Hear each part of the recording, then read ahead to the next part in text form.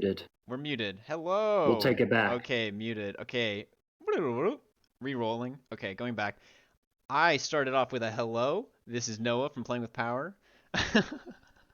Oh God, we were muted. No, that's okay. That's it, Uh, because we messed up, right? So that was we did that right, intentionally to right. get it clean this time. Yep. That was Yep. take number one, right? That was take number Yep. one. Exactly. Cool. What is up, everyone? It is Noah here with Ken from Stacked EDH. We're going to be talking about all things Krark tonight, all things Sakashima.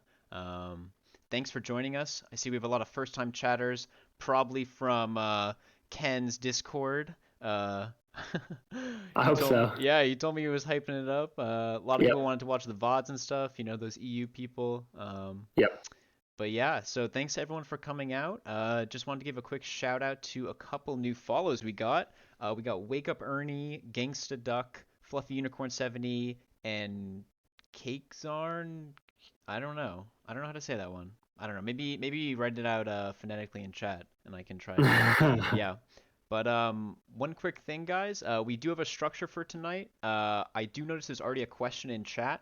This is really great. Oh, and Ken already responded to it. Yep. Please remind me to answer this during the Q&A session. I will take a note of anyone who writes a question. So feel free to shoot questions in chat as you think of them, and I will just take a note of them, and then we can go back. Okay?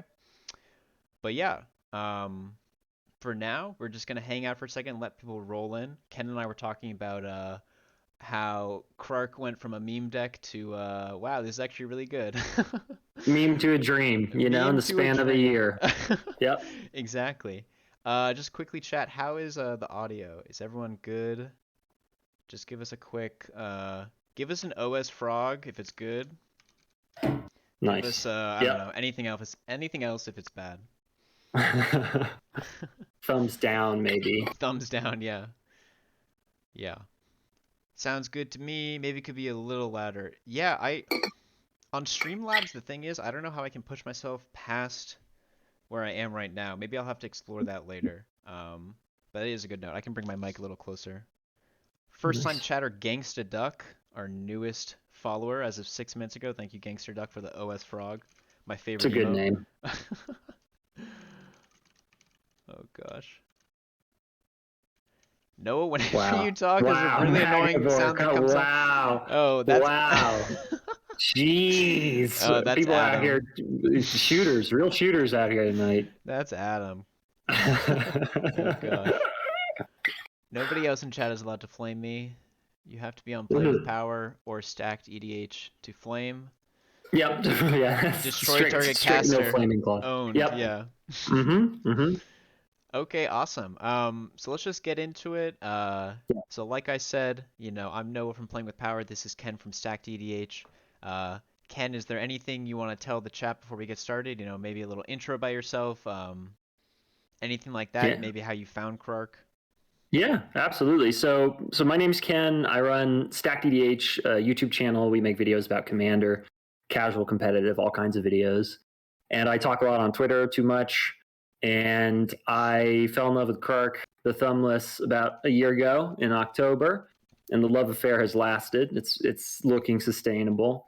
And I've really pushed as hard as possible on Krark and Sakashima as a competitive deck.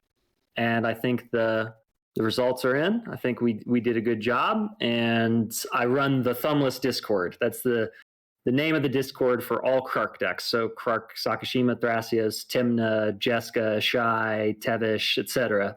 We get up to all that. And it's a really good community. So if you're curious about the deck, that would be a good place to start. And I maintain the primer on Moxfield. It's called Siskel and Ebert. That's awesome. And it's on the database too, isn't it?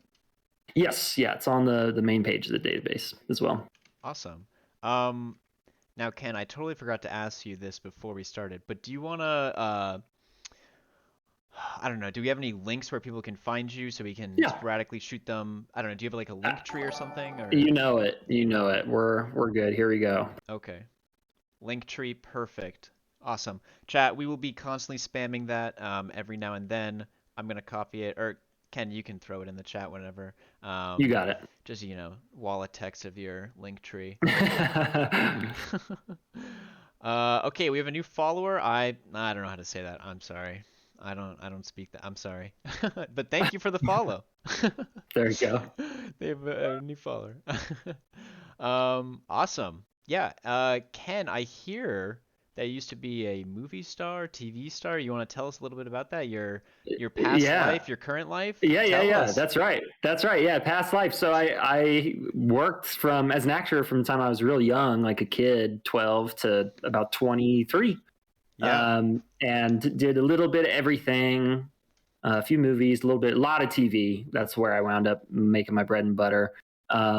And it was good. It was a good career. I met my wife in that career, in that industry, met a lot of good friends, lived in LA for a while, and then quit about 7, 8, maybe 9 years ago, and moved to Santa Fe to go be a weirdo in the desert. And but yeah, so it was a fun career. And I know that people find it strange. To me, it was very normal and like just like a job, that you treat like any other job. But I recognize that it's a pretty novel situation, so I'm happy to talk about it at any time anybody has questions. No, you're too humble. It's cool.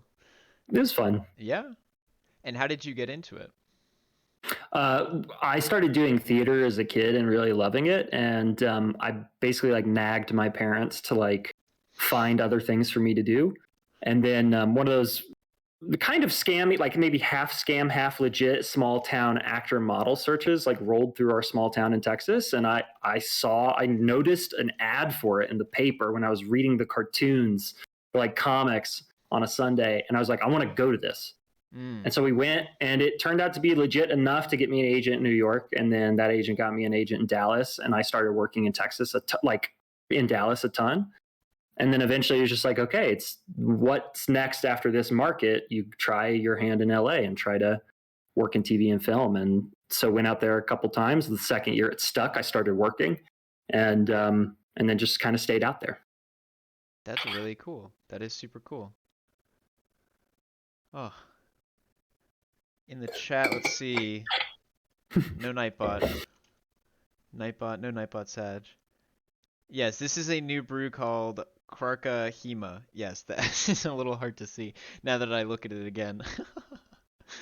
Okay, let's get into it. All right, so why don't you start off by telling us, a little bit about the deck? Maybe how would you explain Krarkashima to someone who, plays CDH but has never heard of the deck? Your approach to it, how it plays, maybe how it wins. Yeah, absolutely. So I would pitch it as an is it storm deck. It's a Hmm. manual storm deck, meaning you have to assemble your resources in the correct order and get enough resources to win. It's not, there are a couple deterministic like combo win cons, but a lot of the times you're just going to be piecing it together on the fly. It relies a lot on either an intuitive understanding or an explicit understanding of probability theory, just a little bit, just to kind of have a gambler's sense of things. And it utilizes Krark the Thumbless, and utilizes his triggered ability, and specifically gets you more of that, more triggered abilities to be able to cast, copy, and then return to your hand instants and sorceries. So it kind of works by building buyback zero Hmm. onto your instants and sorceries, and then you can either stumble into a win or find kind of a more standard combo like Twin Flame and Dual Caster Mage, for instance, or Breach and Brain Freeze. But yeah, it's an Is It Storm deck that gambles. It's gambling in CDH. So if you want to play a sub game while playing CDH, and that sub game is like playing craps or roulette, this is the deck for you. If you like playing a sub game where you gamble, that is so true. And I think some people in the Discord, in our Discord might remember, actually, I think the game was with Ryan and maybe someone else. I'm playing with Power and someone else, where I had Krark out and I really couldn't cast Sakashima. I was just sitting there, Yes. Drago, whatever. And Yeah. I kept casting a Jessica's Will to try to get something going. And Yes. I just kept whiffing, it Yeah. was like 6 times in a row. The coin flip. It was not for me. Yeah. Yeah, sometimes Krark just gets you, and Krark says no, and you are humbled. And then Hmm. other times, Krark gives you a beautiful gift, and that's why in the little primer and then in the Discord, we sort of have our mottos like "live by the coin, die by the coin." You just have to be willing to just go where where fate takes you. And this is also why I got these thumb tattoos Oh yeah. that Do you want to say, show yeah, those yeah, off? Yeah. yeah. So the thumb tattoo, I don't know if you could see it well, but there's a 0 on my right thumb, and then there's a 2X on my left thumb. So double or nothing, which is Krark's flavor text, of Yep. course. And, so I had to just get a little reminder that, yeah, I'm living by the coin and dying by the coin, as Drew says in the chat. That is really great. That is so great. And thank you for that introduction, Ken. Just really quick, guys. I see there's some comments. I know Ken is really loud.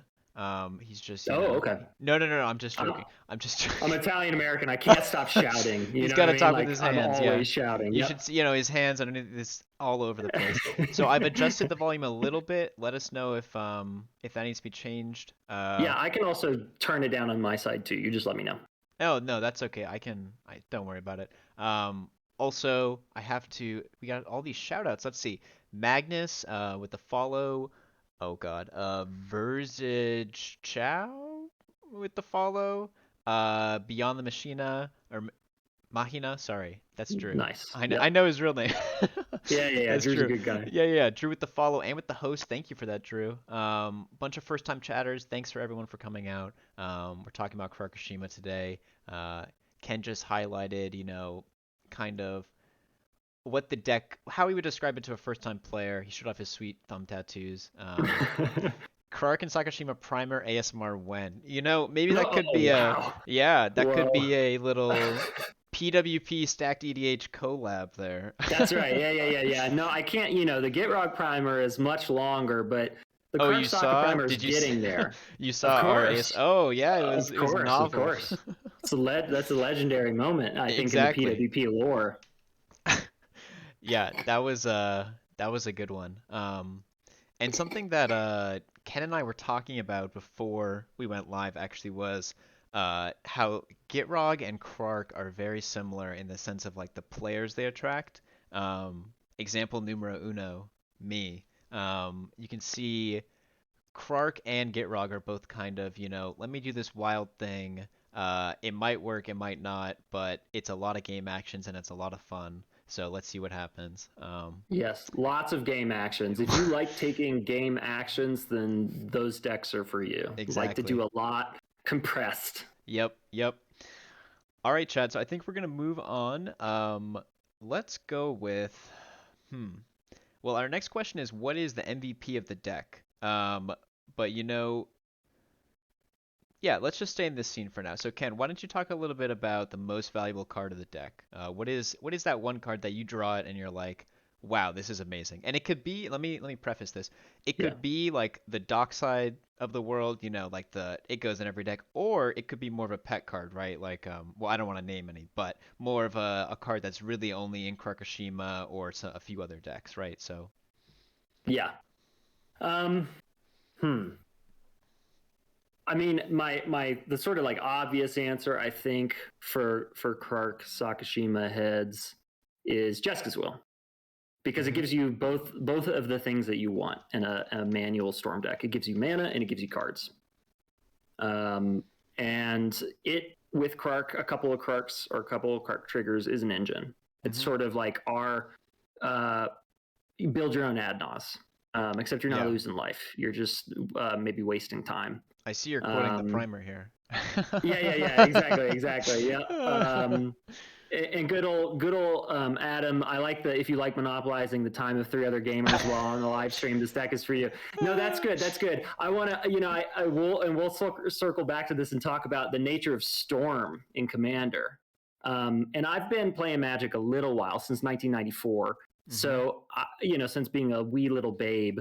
And so I think I know a little bit about the history of Magic and what Storm decks do and what they have done since the Brain Geyser Nightmare, Black Lotus Brain Geyser decks from the old classic days. So I'm happy to talk about that and maybe dispel some myths or just push back on a little bit of the rhetoric about. Oh, here it comes. Slam the chat. Come on. Yeah. Let's go. But we'll get there later. But yeah, Jeska's Will, I think, is very good. And then Krark the Thumbless, to be honest. Like, you know what I mean? Like that, it is a very commander-centric deck. It can do other things, but running out the commander is typically the game plan. And Krark triggers are incredibly powerful, they also can own you and make Yeah. you humiliated in front of your friends, family, and peers and strangers. But it's a pretty incredible little triggered ability, and if you get a few of them going, buyback zero turns out it's pretty busted. It's interesting you talk about it like that. I never thought about that, how it has buyback zero on it, right? It's a 50/50 Yep. buyback zero. It's very Yep. interesting. Um, Another little side story, actually. Another reason I came to the deck was because I had a casual Krark and Sakashima deck that I created first when Krark first got spoiled. I was like, okay, this is my Izzet deck, right? This is my casual Yeah. EDH Izzet deck. And it was like whatever, it was like fine. And then I was like, oh, I have this dock side, I never use it. I guess I'll put it in. Oh, Jessica's Will got spoiled. I mean, that's really good. I might as well put that in. And then it's like, oh, I mean, this deflecting SWAT and Fierce Guardianship, I own them. They don't go in Frog though, so I might as well put it in. Yep. And at that point, it Yep. was just like, oh god. Mm-hmm. So Mm-hmm. so everyone on Playing with Power made fun of me. Ryan got mad at me for having Oh wow. like no, not actually mad, but like for playing this quote unquote casual deck with triple free interaction. Yeah. No, that's the thing. Like Storm, I think archetypally is hard to build casually because it can win early and it takes a ton of game actions. hmm But that combine that with free counter magic, free disruption, and you suddenly are playing something that I think most players who say I'm playing casually right now don't want to play against because Yeah. they want to be able to resolve their spells more often than competitive players hmm or players with a competitive mindset. So yeah, it's a very hard deck to build casually, and I've watched Yeah. people try, and then they're just sort of like, "Oops, I win turn 4, I guess," and it's like, Yeah. "Hey, yeah, that's just Krark things, just Krark things." Yeah, like oh, Get Probe seems really good in this deck. Wow. Uh-huh. That's 20 Uh-huh. 20 free casts a game. Wow, that's really good. Yeah, You yeah, know. exactly. Yep. Short of fast mana, my deck was just pretty much near to the primer and it was like, well, Mm-hmm. might as well buy a Force of Will and just upgrade it a little. Bump it up. Bump it Yep, up. that makes sense. So, all right, chat. I think here we're gonna transition scenes to more of a card viewer scene. I'm gonna switch here. Boom. Look at that. Isn't that fancy? Brand new scene. So now, as we talk about cards, I'm gonna hover over them. Let's keep Krark up there for now. Um, let me link Ken's primer, just so we have this out here. If anyone wants to take a look at the thumbless deck that Ken and others have created, take a quick peek. And I think Ken, next we're gonna move on. I know we kind of talked about origins and history. Was there anything else you wanted to say about that, or No, I mean, I'd say that in the primer, there's like a little there's a image that I blurb? just, yeah, there's Yeah, like a little blurb about sort of the deck's history and little accomplishments, right, that its pilots have made and that the deck has achieved in the last year. So it's a mover and shaker. It's done quite a bit in a year. yeah, yeah. I will say it's like it's the up and coming deck. I feel it's very very Yeah, popular, especially doing so well in recent tournaments, right? yeah. You So I mentioned, mean, yeah, in Chile they won. yeah, I don't know where, but I know that the language spoken was Portuguese, and it just won. The pilot won a Gaia's Cradle. Had 3 games on the deck prior to playing the deck in the tournament. Also, a former GitRog player. We had the first CDH play EDH, that Discord server, their first CDH tournament play max. Chief took it down with Krark Sakashima. It top forward in Tier 1 Con Yeah, I saw over in that. Europe. That was crazy. It top forward in Oktoberfest. hmm So it is, yeah, it's doing quite. And then of course I hear from folks who are playing in local tournaments and they do quite well with it. So it's performing well right now in this meta, these metas, whatever they are. Yeah, I think it's really I feel like it's still a little undercover though, don't you think? It's like, I mean, and most of the people, like you're saying, most of these people are like, "Oh, I've played 10 games on the deck. Wow, it really did well, I top forward." Yeah, Yeah. so yeah. Yeah. Yeah, it seems, I mean, I think the thing about it is it does run contrary to some, I think, maybe premises that folks have about playing competitively, which is, and one of those premises is that you want to play the deck that is consistent as possible. hmm And I think people kind of shy away from a deck whose consistency is probabilistic rather than kind of deterministic, right? So that Right. I think that people are just a little bit worried that Krark is going to become a self-stacks piece and own them. For which I say, yeah, that's it's worth being worried about that. But at the same time, we don't have card advantage in the zone, right? So we're Mm-hmm. not blue farm. We don't have ad nauseum. We don't have black tutors. But somehow the deck keeps winning. Right. So Is if it? you want to Yeah. if you want to try an Is It Storm deck that seems to do a good job at winning games, I think this is the one to try at the moment. Yeah. Let's see. Someone in the chat. People definitely assume the coin flips are a lot less forgiving. I think that's really Yeah. true. Yeah. People Yep. look at that and they're like, "Wow, 50% of the time this hurts me." You know? Like on a face level, right? So, Exactly. Yeah. awesome. Okay, let's talk a little bit about particular. So here's the question for you, Ken. Yeah. Was there a particular set, card, etc. that really powered up this deck, right? Because we talked about, this is a new deck. Commander Legends. Mm-hmm. I mean, actually, it's like a year old almost at this point. That's wow. Yeah. Okay, it's Yeah. kind of Year and a old. couple months. Yeah. Mm-hmm. Okay. So, and that's when both of these commanders were spoiled, right? And so since then, I feel like the deck has really gone from that kind of fringe meme tier whatever CDH, but now suddenly we're talking about it. Mm-hmm. So give me a little bit of info about that. What name some cards, some sets, etc. Yep. I think easily it was Modern Horizons 2 and Strixhaven. Those Right. those two sets made the deck viable at a tournament scale because Right. little 10-cent commons like Tavern Scoundrel, Strike It Rich, Harmonic Prodigy, Oh wait, hold Stormkiln on. Artist, I gotta find these cards. Archmage Emeritus. Yeah, I mean I could just We go on can. forever, Yeah, yeah. Keep going. Yeah.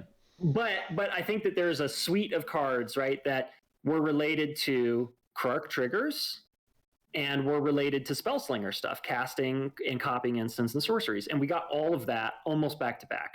Mm-hmm. And yeah, and as Dan knows, Tavern Scoundrels is it's quite a card, and Harmonic Prodigy is amazing. It enabled you to open up clone lines for Krark that didn't rely on Sakashima.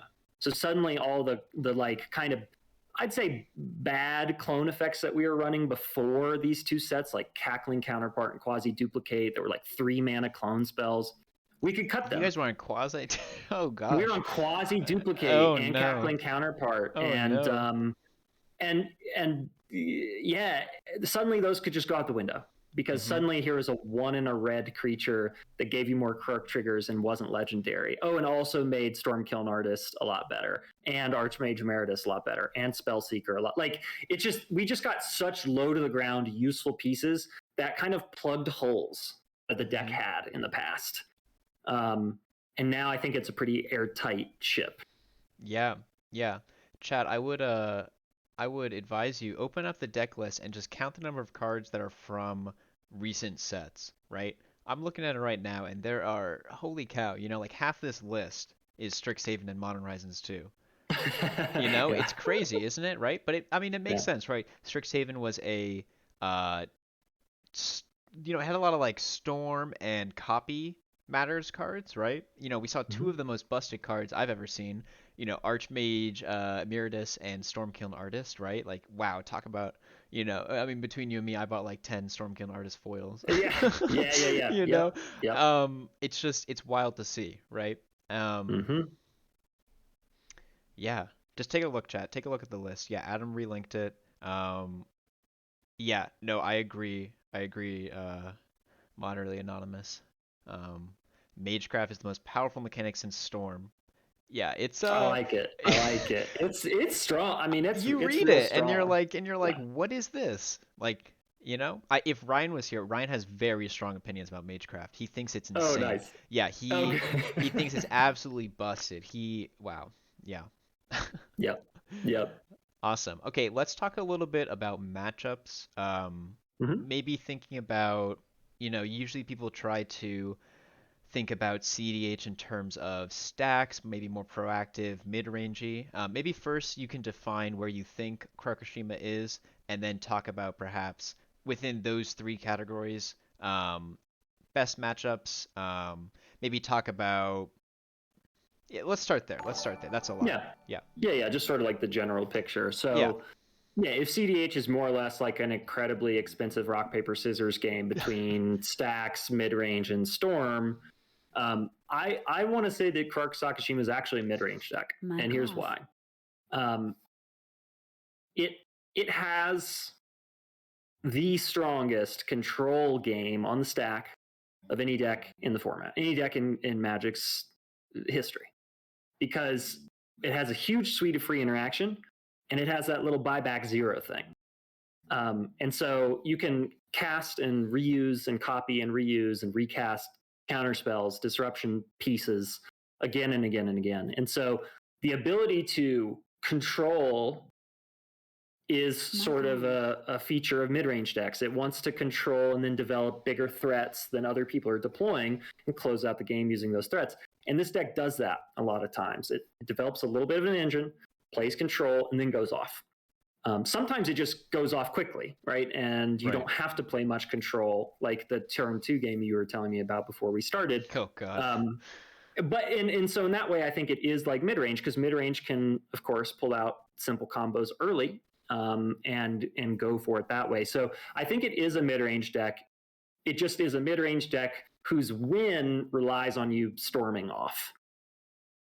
Right. Basically. And how it plays against stacks and other mid-range decks and other like turbo decks, like Nas decks, I think it's weakest against Nas, because Nas is just so fast, so consistently fast. Right. I think that obviously if you're playing up against a bunch of Nas, you got to mulligan for free interaction, try to get Krark out so you can double said free interaction, or just wait to play Krark so you can make sure your spells resolve. But so yeah, I think Turbo Nas is maybe its worst matchup, just because Nas is faster. Really, that's interesting. Yeah, I think that it's actually the strongest storm deck against stacks.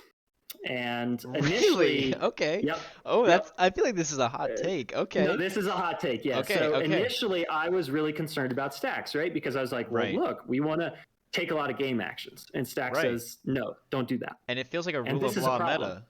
It feels like there's a lot of rule of laws. And rule of law is like, oh, holy shit, rule of law. What am I going to do? I can only do one thing a turn, right? And then I have Mab, who is predominantly a stacks player in my meta, and so she's just a stacks. Your friend? Yes, devotee. Yeah.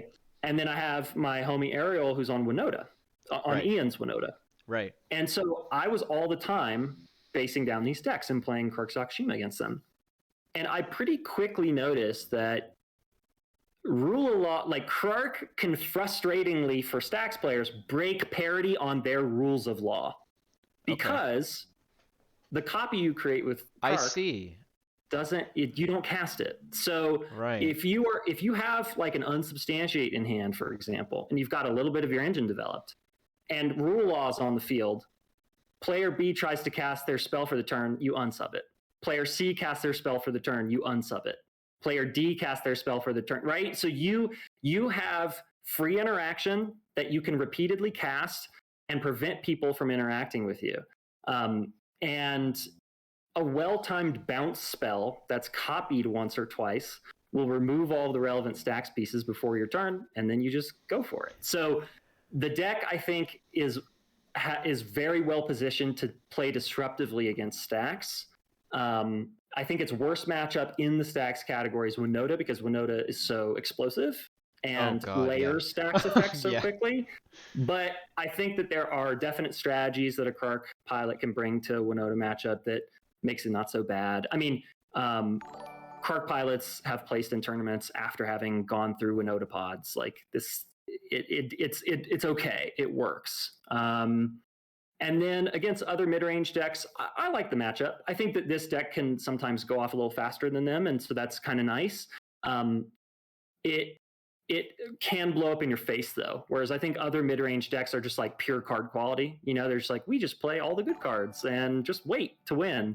This deck doesn't play all the good cards, right? It plays some stuff that only works with its engine. And so I think we have a little bit worse card quality than other mid-range decks, but at the same time, the engine is uniquely powerful against stacks. And then again, we're a little slow against Nas. Hmm. Very interesting because you would never expect the Storm deck to be able to beat the, I mean, let's just be honest, rule of law is so prevalent, right? I mean, Mm-hmm. rule of law decks are so popular. Yep. And so the words, uh, Storm versus Rule of Law doesn't seem like the best, but it's very interesting what you're saying about how, you really get two of every spell, and you're breaking parity on these Rule of Law effects. Yeah. It's really Yeah, great. exactly. Because yeah, you get to do, hopefully, if all goes well, you get to do at least two things per turn, Right. where everybody else, including the stacks players, are left at one thing per turn. So it's just the Krark triggered ability is uniquely useful against stacks, I think. That's really interesting. Let me catch up on chat here real quick. We have 4 new followers. Thank you everyone for being here. This is amazing. Uh, this is awesome. Let's see. We have Modanon followed. Thank you, fellow content Nice. creator. Mm-hmm. Oh gosh. Corzan, but it has 2 R's and 2 Z's. Crab baskets. It's Detrove, Summy Tummies, and Valen728. Another big, I guess what's the word? Perk of following is you get to hear me try to pronounce your name, and I'm so bad at pronouncing. Oobleck Snake. That's a good name. Nice, nice. Let's see. And we have a couple things in the chat to catch up on. Number one, Bryson229 just asked, just wondering when is this likely to be on YouTube? And I would say within the week. It is safe to say that this VOD will be on YouTube. The VOD will also be instantly available on Twitch. So look for it there. I think we're going to just post the raw footage on YouTube. And this is where I remember that I totally forgot to record. So we're hoping that the VOD doesn't get muted in any way, shape, or form. So I'll have to download it off of that. But yeah, so check Twitch. It's also going to be on YouTube, I would say, within the week. And let's see. Let's scroll up a little bit in the chat. We were talking for a while. Let's see. What to do against stacks? Yep, we just talked about that. Actually, I feel a lot more confident against stacks after hearing all that.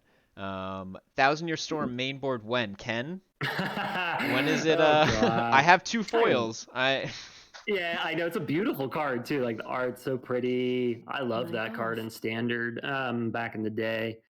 I don't know. We probably don't need it. I mean, look, My we're not God. playing Possibility Storm. I mean, most Oh, most come Krark Soccer on. pilots are off that. Yeah, And I know, and it's so good. it's so But fun. Possibility Storm is more disruptive, more advantageous, and can be cast only with red. So if we're not on Possibility Storm, we probably won't get to Thousand Year Storm anytime soon. But I do love that card. I think if you're running a deck that's not as competitively designed, you should jam that because you'll have a lot of fun keeping track of your Oh storm triggers, God. and then that it'll be a nightmare.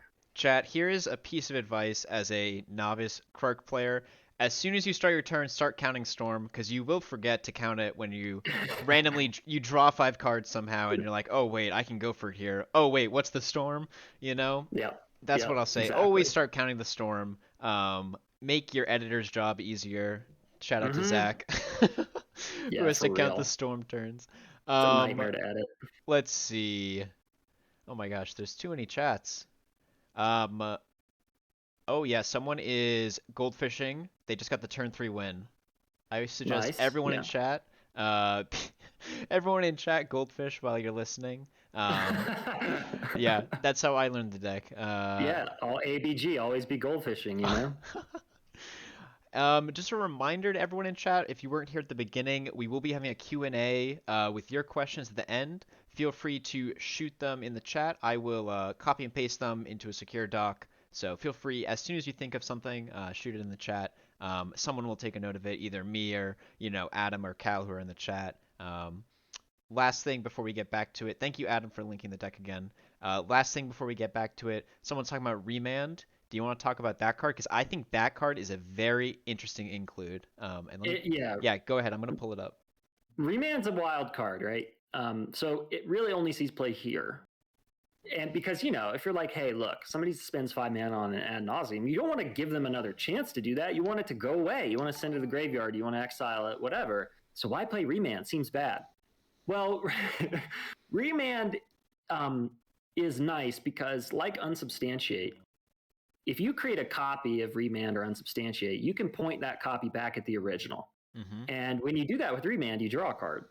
And so Remand becomes an engine if you've got the deck's primary engine developed. It becomes, or rather, it just becomes, like gas for that engine, because you're able to draw cards off your own counter spells, countering your own spells. And there are a lot of interactions like that in the deck. Just the other night, I cast Fluster. I had Veil to Summer. I was playing Krark. I had a Veil of Summer resolve, right? So my spells can't be countered. Okay. I'm doing the Gitaxian Probe thing. Gitaxian Probe, and I've got a Stormkiln artist, so I'm making treasures, but I only have like 2 Krark triggers. I'm like, I need more mana here so I can sink it into Thrasios to find stuff, because I can't just Gitaxian Probe forever. So I just held priority in response to the original Gitaxian Probe after the copies had left the stack and cast Flusterstorm targeting it. It wouldn't counter it, doesn't matter. The Gitaxian Probe was going to resolve anyway, but I got the Magecraft triggers off Stormkiln Artist, and I made 8 mana, and then I proceeded to win. So the deck has lots of ways where you are interacting with your own spells in order to draw cards or create mana. And so in a pinch, they're a counter spell, right? Yeah. Like in a pinch. But sometimes they're just stack-based ways of accruing advantages. Interesting. And something else, actually, thinking about this, I don't know if this is actually legal, what I'm about to talk about. In terms of Magic. Okay. No. Yeah, that came out. Like, I'm ready. Let's go there. We're gonna, something that I've noticed, and I think you can do within the rules of Magic, is, let's say you cast something like a Desperate Ritual. You have 2 Krark triggers. Let's say you roll for 1, and it you roll for 1 and it copies, and you roll for another, right, and you resolve that one, and you roll for another and it copies again. Can you then remand the original spell back to your hand? Absolutely. Yep, right. Exactly. So in that sense, it's like a backdoor. You get. Yes. Let's say, for example, you roll really lucky when you really wanted to roll, a heads and a tails. You roll 2 heads when you want to roll heads and a tails. It's kind of a I don't know what you would call it. It's a fail-safe in that sense, and that's the way that I've been using it. Yeah. Absolutely. Yeah, it's a fail-safe. It saves a spell that you want to keep casting. Both Unsub and Remand do that. Yeah.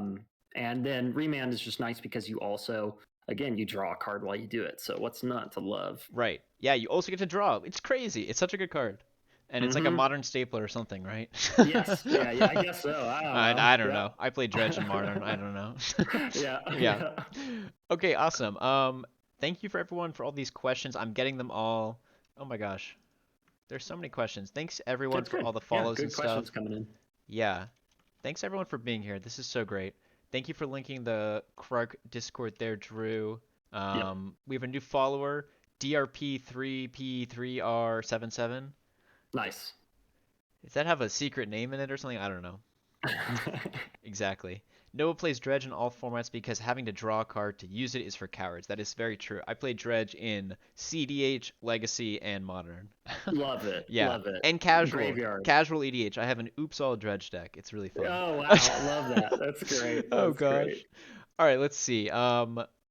I have noted. Yep. Okay, we got all these questions. Nice. Let's keep going. So, what are some tips you'd give to someone who wants to pick up the deck? Maybe some more beginner-focused tips. I know a lot of these are on your primer, but for anyone that hasn't read it yet, let me relink the deck in the chat. But yeah, while you do that, I'll relink the deck.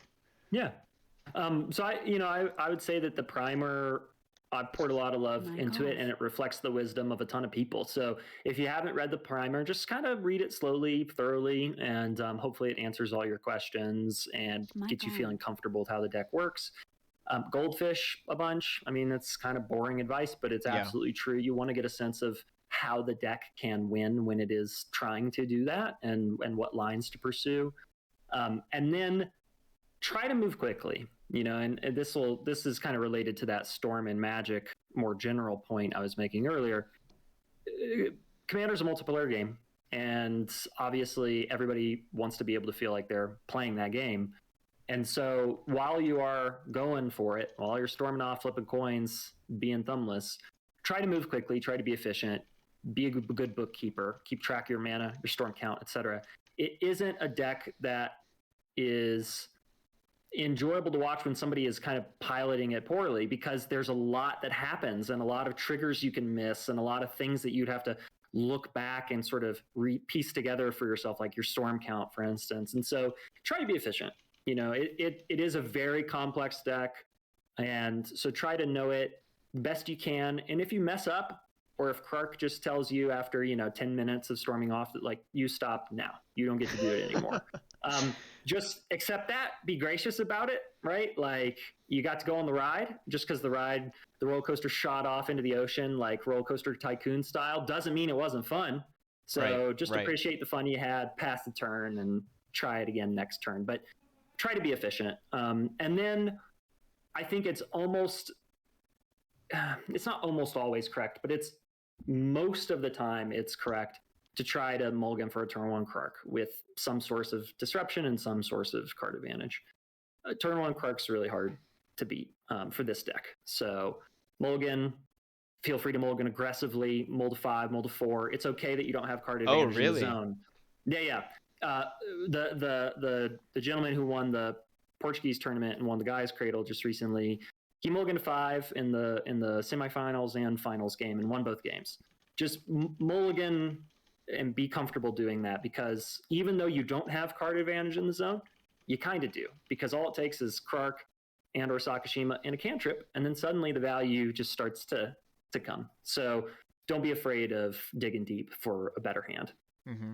That's really interesting.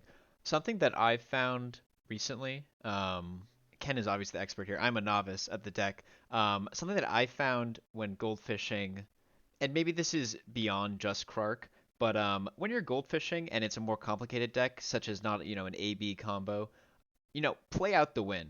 Actually play it out instead of just saying, oh, I have it in my hand, I do this, whatever.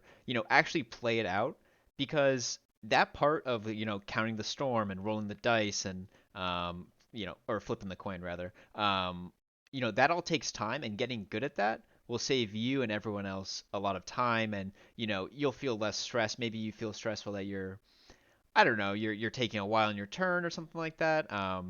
So that's something that I at first didn't do with Krark, and then I played a game and I had to go for the win. I was like, oh my god, I'm sweating. They're making me play it out, Yeah, exactly. You don't want to, you want to feel comfortable in the mess of it and in the chaos of it, and just know that, like, all right, I'll find it. Like, I'll find the line, and just be attentive to what you're doing. I'd say maybe a converse to that is, if you are playing against a Krark Sakashima deck and they have 5 or more Krark triggers and they show you a ritual and a cantrip, you should scoop it up and move on, because you don't have to watch it. If you want to, great. Like, I enjoy it. So, if you want to turn it into a spectator sport, do. But there is a probabilistic threshold over which the Krark pilot is going to be over 99% likely to both copy a spell and return it to their hand. So if you want to hope and pray for that less than 1% that the spell leaves the stack and that there isn't other action in hand, go for it. But be aware that you can also scoop it up, much in the same way that somebody resolves the Nas and you're keeping track of their fast mana, their rituals, their tutors, their win cons, and everybody's like, you know what, I'm F6, you've got this. You can scoop it up. You can see, like, okay, I see the Dark Red, I see the D tutor, I see the Mox and the Thoracle and console. Let's move to the next game. Like, you don't have to. You don't have to see a win in a lot of cases in CDH. Right. I guess a follow-up question to that is, I know all of the math, there's a lot of complicated math into the deck, and it's all in the primer, but do you happen to know off the top of your head how many Krarks it takes to reach that, 90, 99%? It's like 3 or 4, or... No, I mean, so there's a handy-dandy formula that you can memorize. Oh, it's a short formula. I swear. Okay, get a pen and paper. Yeah. So basically, it's 1 minus open parentheses. Yep.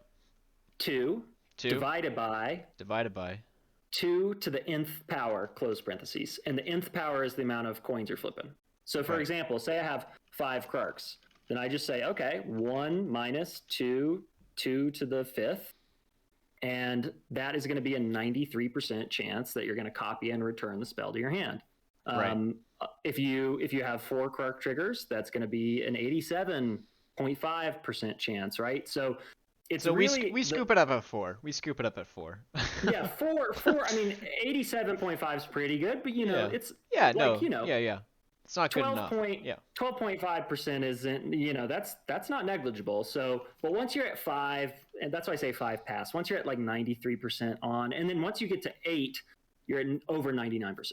Okay. So, Okay. if you got 8 triggers, If you got 8, just show the ritual, show the I cantrip, mean, and one move heat on. shimmer with like 4 Krarks out is like 8 already, they just Yeah, yeah. exactly. Yeah. Yeah.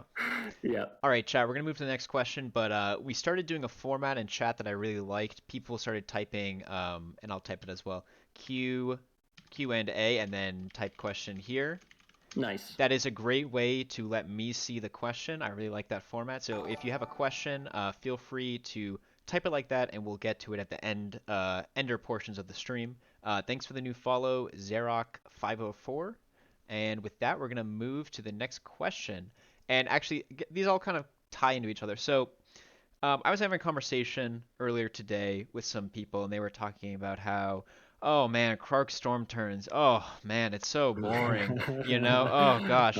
So here's a question for you. How do No. you as a player keep your friends, right? Like, how do you navigate these long? No, just kidding, just kidding. How do you navigate these long, going for the win storm turns, right? Like, how do you as a player, right? You're so accomplished. You could probably bang out a normal person's 30-minute Krark turn in 5 minutes, right? Like, how do you speed up this process? Any tips there? Yeah. So I mean, I don't rate myself that highly as a pilot. Like there are people who just see the matrix. I'm not one of those people. I just like am kind of like the blunt force quantity storm pilot where I'm just like I just do more until I have everything I need.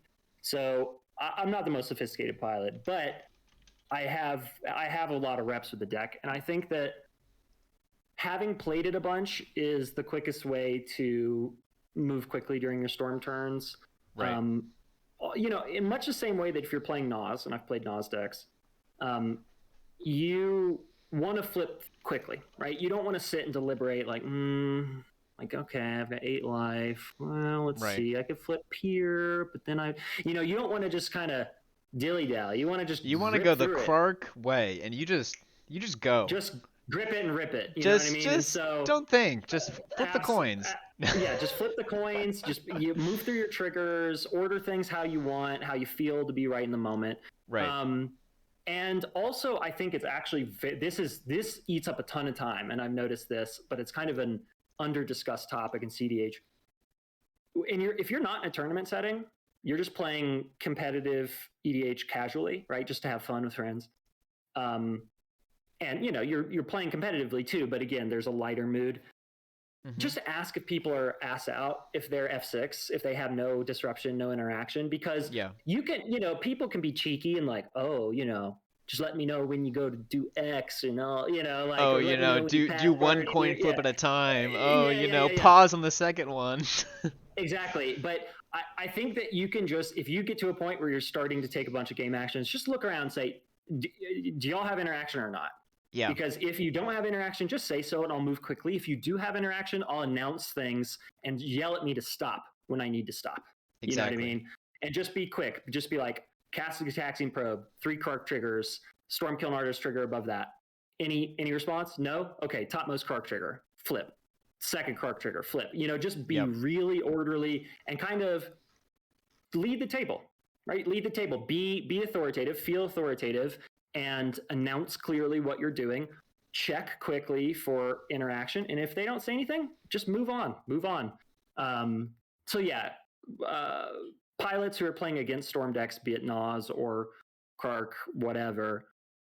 If you're playing casually, just say like, "No, you got it. Like, go for it." Or I have one thing. I'll shout at you if I want you to stop, but just go for it until then. Awesome. That's some really great advice.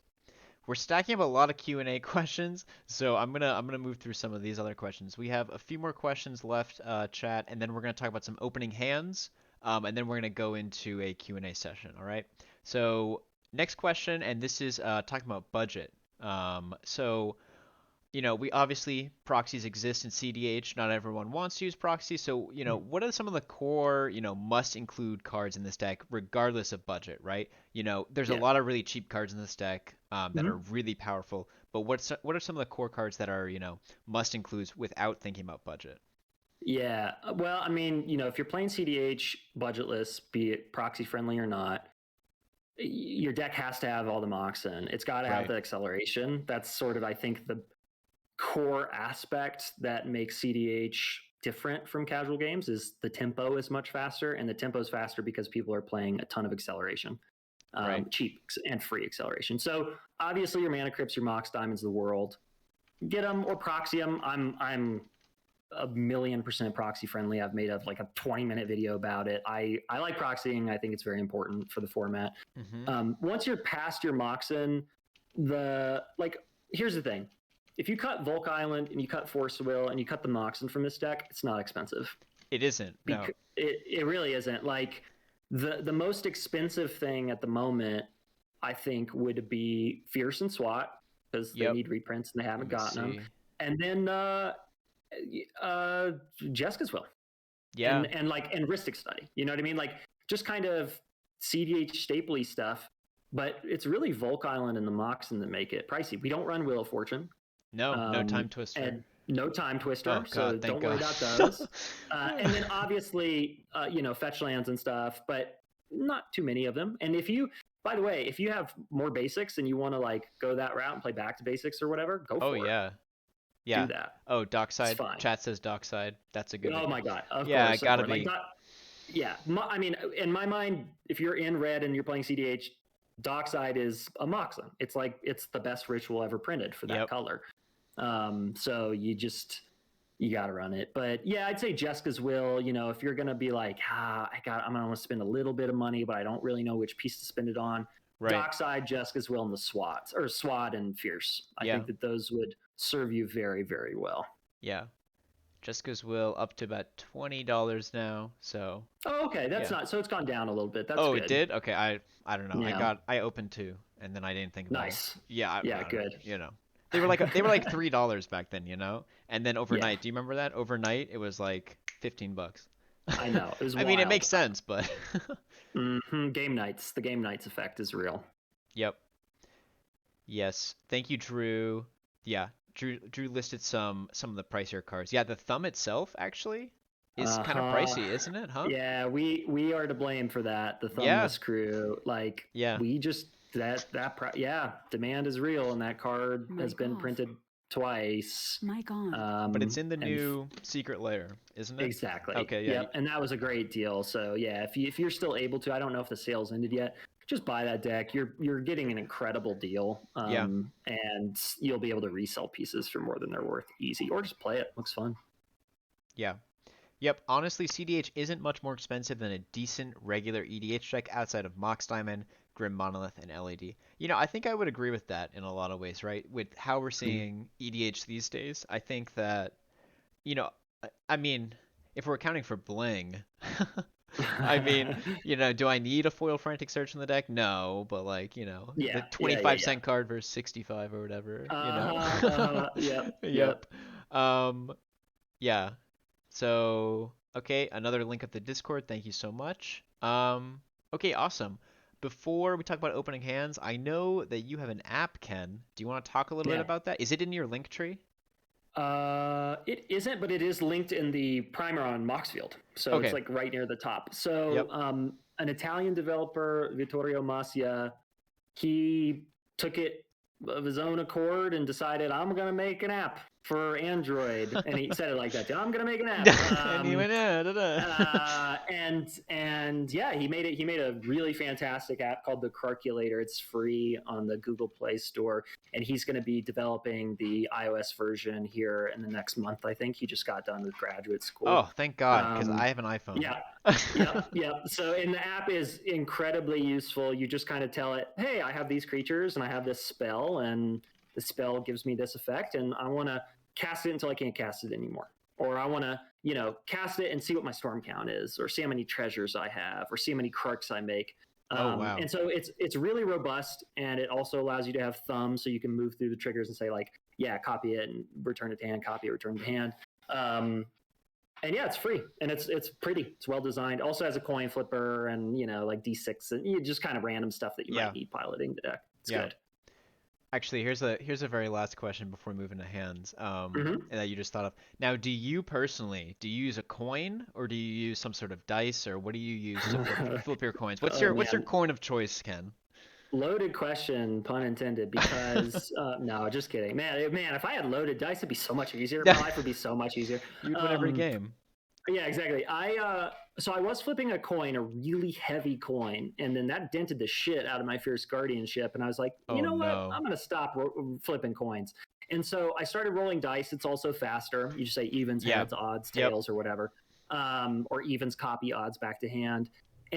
But then I went out of my way to buy casino dice, which are very sharp edged. And so they also can damage my cards. I have a little tiny little thing in my Masterpiece Mana Crypt now because I rolled a d6 on it and that corner just went boop and Oh. booped it a little bit. But it's okay. I also bent my Wheel of Fortune one time I dropped it, my revised Wheel of Fortune, and then went to grab it because I was like, oh no, it's falling, and Oh. just turned it like this. Yep. That And so happens I to me. straightened it out. And it looks fine. It's in good condition, but it's okay. I play the cards for a reason. I'm okay if they get a Exactly. little damage. Yep. But yeah, I roll dice, and I like casino dice because they're red and pretty and big. But try to roll dice with rounded edges unless you want to damage your cards, or roll them in a little tray. That's what I do now. I just take the die, drop it in a little tray, and then Oh, the that's a good camera sees idea. it. Yeah. Yeah. Yeah, I have those horror stories of dropping cards too, because like, you have your hand here, you're playing on webcam, you drop a card and your instinct is like, oh, pull my legs together or something to like Nope. catch it. Nope, Nope. because then it goes and it Yeah, smashes. you just. Oh my god, Oh it felt so gosh. bad when I did that. Yeah. Oh, the fort or the The Wheel of Wheel of Fortune. Fortune Yeah, don't put ripped that on in the my deck. I'll life. have to buy it. I don't want to. I won't. Not anytime soon. That man. We've been back and forth on that card forever, but I'm pretty confident where we're at now. Yeah. Chat, name your other cards that you don't want Ken to put in the deck because they're too Yeah. expensive, Yep. Time So just Twister, Wheel of yep. Fortune. Yep. No twister. Yeah. Just PM me, and we'll make sure to exclude them forever. He accepts Bitcoin, That's right. Yeah. Cash App. Yeah. All right, Yep. chat. We're gonna move into a little bit of a mulligan session here. So we're gonna Mm. pull up some hands.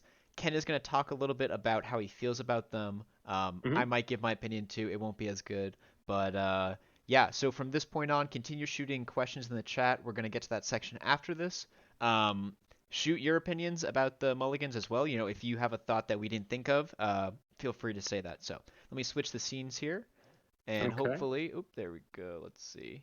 Okay, so this is our first hand. You can see it on stream. It's gonna be a little bit delayed for you. That's unfortunate. But it's okay. I can see it now. You can Yeah. see it. Yeah. Yeah, it'll be Yeah. about Mm-hmm. 5 seconds. Yeah. So cool. So for So everyone just listening, we have Mog Salvage, Arcane Signet, Gamble, Swansong, Mountain, Snap, Flusterstorm. Ken, is yeah, this this is pitch it easy or ship. easy Get ship? it out of here. Get Yep. it out of Yep. here. This It's is not a turn one garbage. Krark, not even a turn Nope. one Signet. You don't have any interaction. Gamble for your Exactly. mana crypt, discard it instantly, red and two. Yep. Yeah, I mean, here's the thing. You could, if you were really trying to be a little bit spicy, you could absolutely play the mountain, gamble for crypt into signet. Then you have your mana up for Flusterstorm, and you could also Mog Salvage a rock. Sure, Yep. but I wouldn't. I've been punished so many times for keeping one landers, unless the hand is just godly, that I typically am like, nope, just find something safer. Yep. Oh, you know what? That's a good suggestion from chat. I should have drawn the next card, but we'll do that for the next one. Oh, interesting. I don't Nice. know Yeah. how this is that gonna. Oh, okay.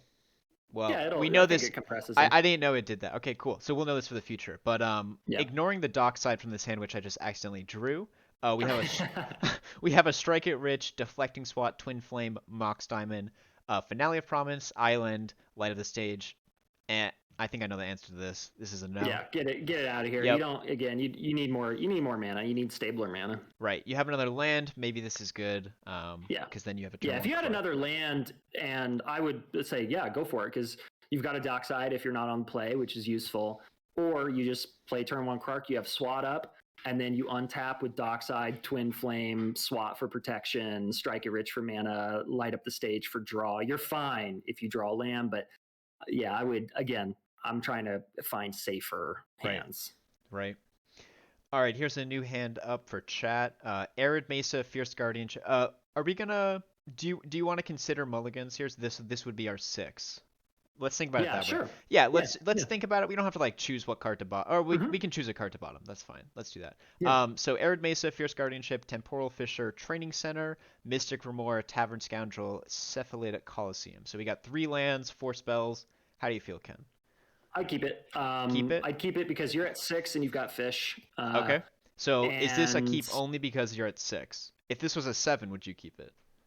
I probably wouldn't keep this at 7, but at 6 I would because of the fish. At 7 it's okay. Yeah. I really think turn 1 Krark or fish with some disruption that you can cast after you cast Krark on the following turn is good. But I would probably just run this out, play fish, hope not to die.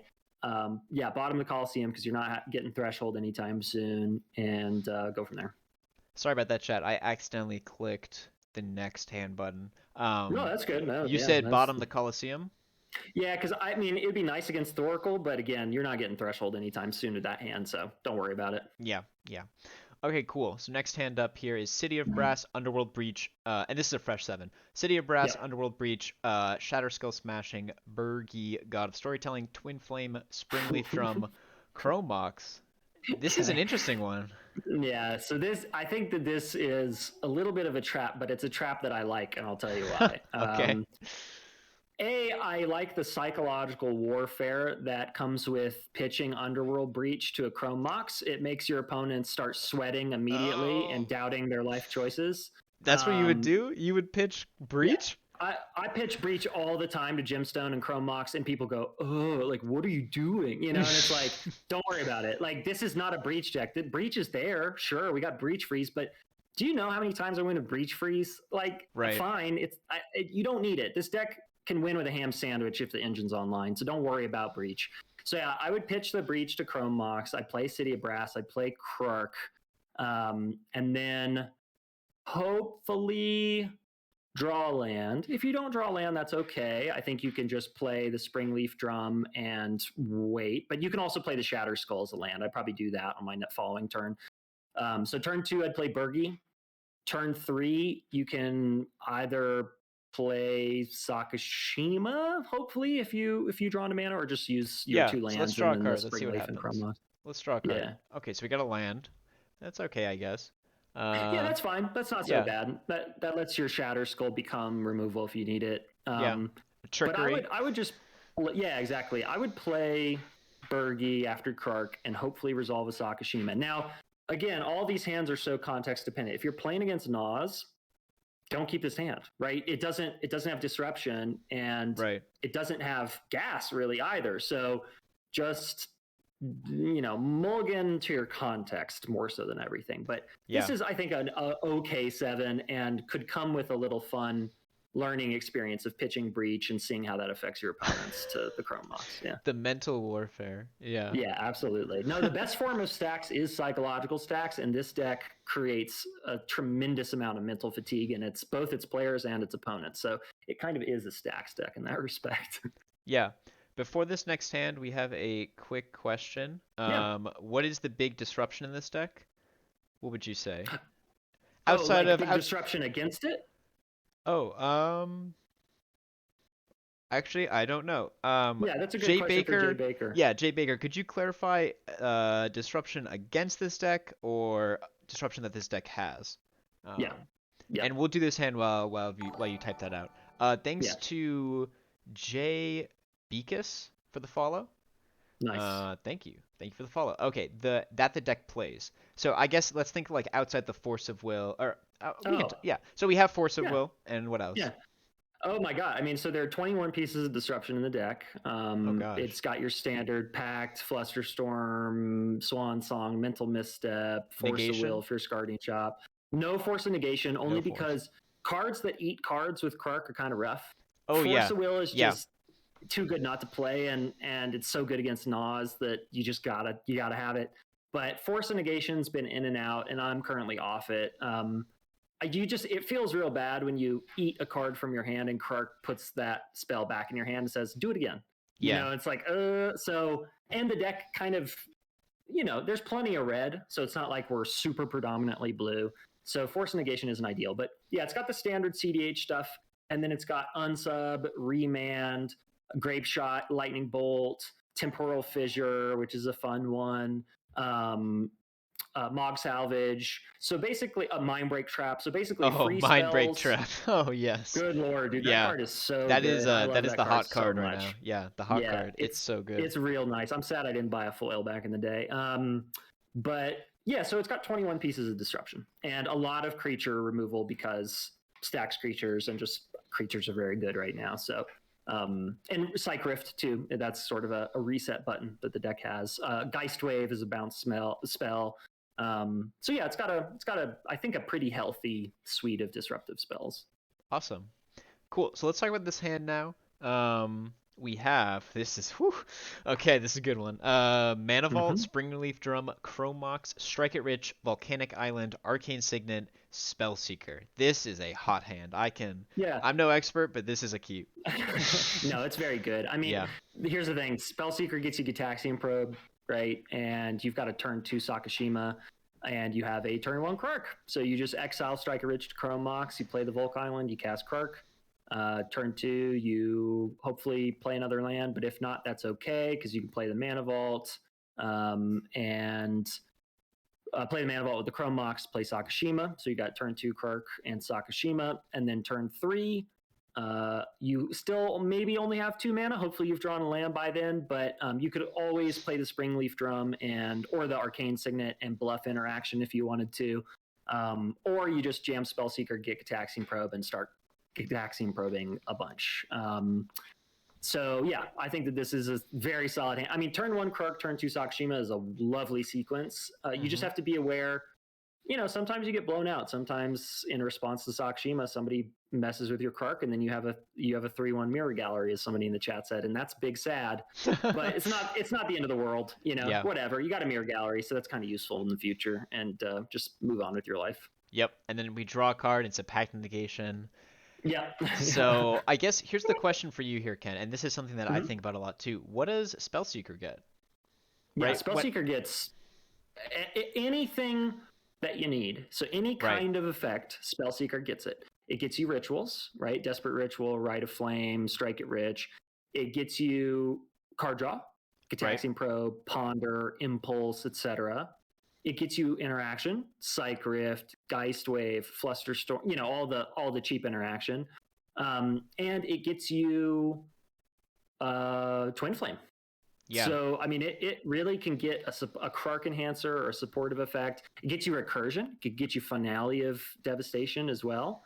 Or Finale, whatever the red Finale is. Finale Yeah. Promise? Promise. Yeah, Yeah, whatever. promise. So it gets you that too. So yeah, it gets you whatever you need. It's a very flexible card. And if you control Harmonic Prodigy, don't forget that you will get 2 It doubles, Spellseeker yeah. triggers. Ridiculous Yeah. card, by the way. I know we talked about it a Yeah. little, but holy I cow. love, Veyron and Harmonic Prodigy beats is like a real strategy in this deck. It's Just cast a ridiculous. bunch of spells and move to combat and bop people for 30. Like, it's doable. Yeah. Yeah, so I think the TLDR chat of what Ken is talking about, Spellseeker, as soon as you draw a couple cards from, natural draws, or let's say I don't know, you impulse or something, you ponder and it goes to the graveyard, you cast it 3 times, right? Spellseeker gets you the other half of what you need, right? Usually in this deck, you either need mana or card draw, right? And you usually have an abundance of one, and you need the other. You need the Brightstone Ritual or you need the Ponder. So Spellseeker will get you the other half of that. But I guess here's a question for you, Ken. Totally blind. You don't know what you need. What is your go-to Spellseeker card, right? Like Gitaxian Probe. Gitaxian Probe? Okay. Yeah. Gitaxian Probe. Because I just Free love spell. drawing cards, paying life to draw cards, Yeah. and flipping coins. But it's just also the safest way to accrue advantage Right. if you don't have any other mana. Because at worst, you're going to draw 3 cards off it. At worst. Yeah. That is you true. know. 2 life, 3 cards. Man, So that sucks. yeah, exactly. So, and hopefully in those 3 cards you find some disruption to protect your engine. Um, but I also encourage people to politic with this deck. Politic. When you're playing against Nas deck, I know this is a little tangential, but it's important. That's yeah. Go ahead. If you're playing against Nas decks, if you're playing against decks with Thoracle, Consultation, Tainted Pact, whatever, tell people, look, you can see this deck coming from a mile away. It needs Krark triggers. I'm not going to win with 3 mana, and I don't have unconditional tutors. So, and I'm not going to resolve a Nas and just kind of press an I win button, right? Just say this shit. And by the way, most of the time it winds up being true. You don't have unconditional tutors. You're not playing Nas, so you don't have just this huge go-to card advantage engine that only costs 5 mana and can happen at any time. So you are at a disadvantage, but really pressure people to put focus elsewhere, right? And let you slowly develop an engine, because once your engine is developed, your disruption will protect it, because no other deck can make disruption as strong and as proactive as this deck. So really politic, right? That's a politic, always. Yeah, it's an interesting point. Oh, this hand's great because we have a new card in the deck. You added how many new cards recently? Just one? Oh, well, we had we had like a Krark summit where we Ah, had a the ton of summit, of people. course. We had a ton of people hop on a 4-hour call and just hash it out. Like, what does this deck look like? What are the go-to cards? And we came up with a list of 93 cards that everybody agreed on. Wow. And so there are 7 more or less flex slots and a bunch of meta picks or flex cards that you can put in that 7. So I'm currently trying a bunch of those, including Temporal Fissure and what's the other? Yeah, I'm trying a handful of them, and also have some kind of favorites in there that I like and feel good to me, like Ruby Medallion or stuff Yeah. like that. So yeah, but this hand is good. I mean, Yeah. Here, let me read it real quick. yeah. Also, thank you, King Durkle, for the follow. This hand is actually interesting, I think. I don't know if you're gonna keep it or ship it. I don't know what I would do. So, Wooded Foothills, Dockside Extortionist, Springleaf Drum, End the Festivities, Brainstorm, Mana Vault, Rite of Flame. And for people that don't know what End the Festivities does, it says it's 1 red for a sorcery. It says it deals 1 damage to each opponent and each creature and planeswalker they control. So this is a win con / a mini board wipe if the situation presents itself. So Ken, Exactly. Keep this or I mean, it's a little rough. You do have a turn 1 Krark with Rite of Flame, which is lovely. But if you don't draw land, you're not doing anything else. You're casting a Mana Vault and you're passing, or you're casting in the Festivities and hoping for a 1-sided Pyroclasm, or you hold up mana and hopefully resolve 2 Brainstorms before your end of turn. It does have everything that you want, right? It's got a little bit of disruption.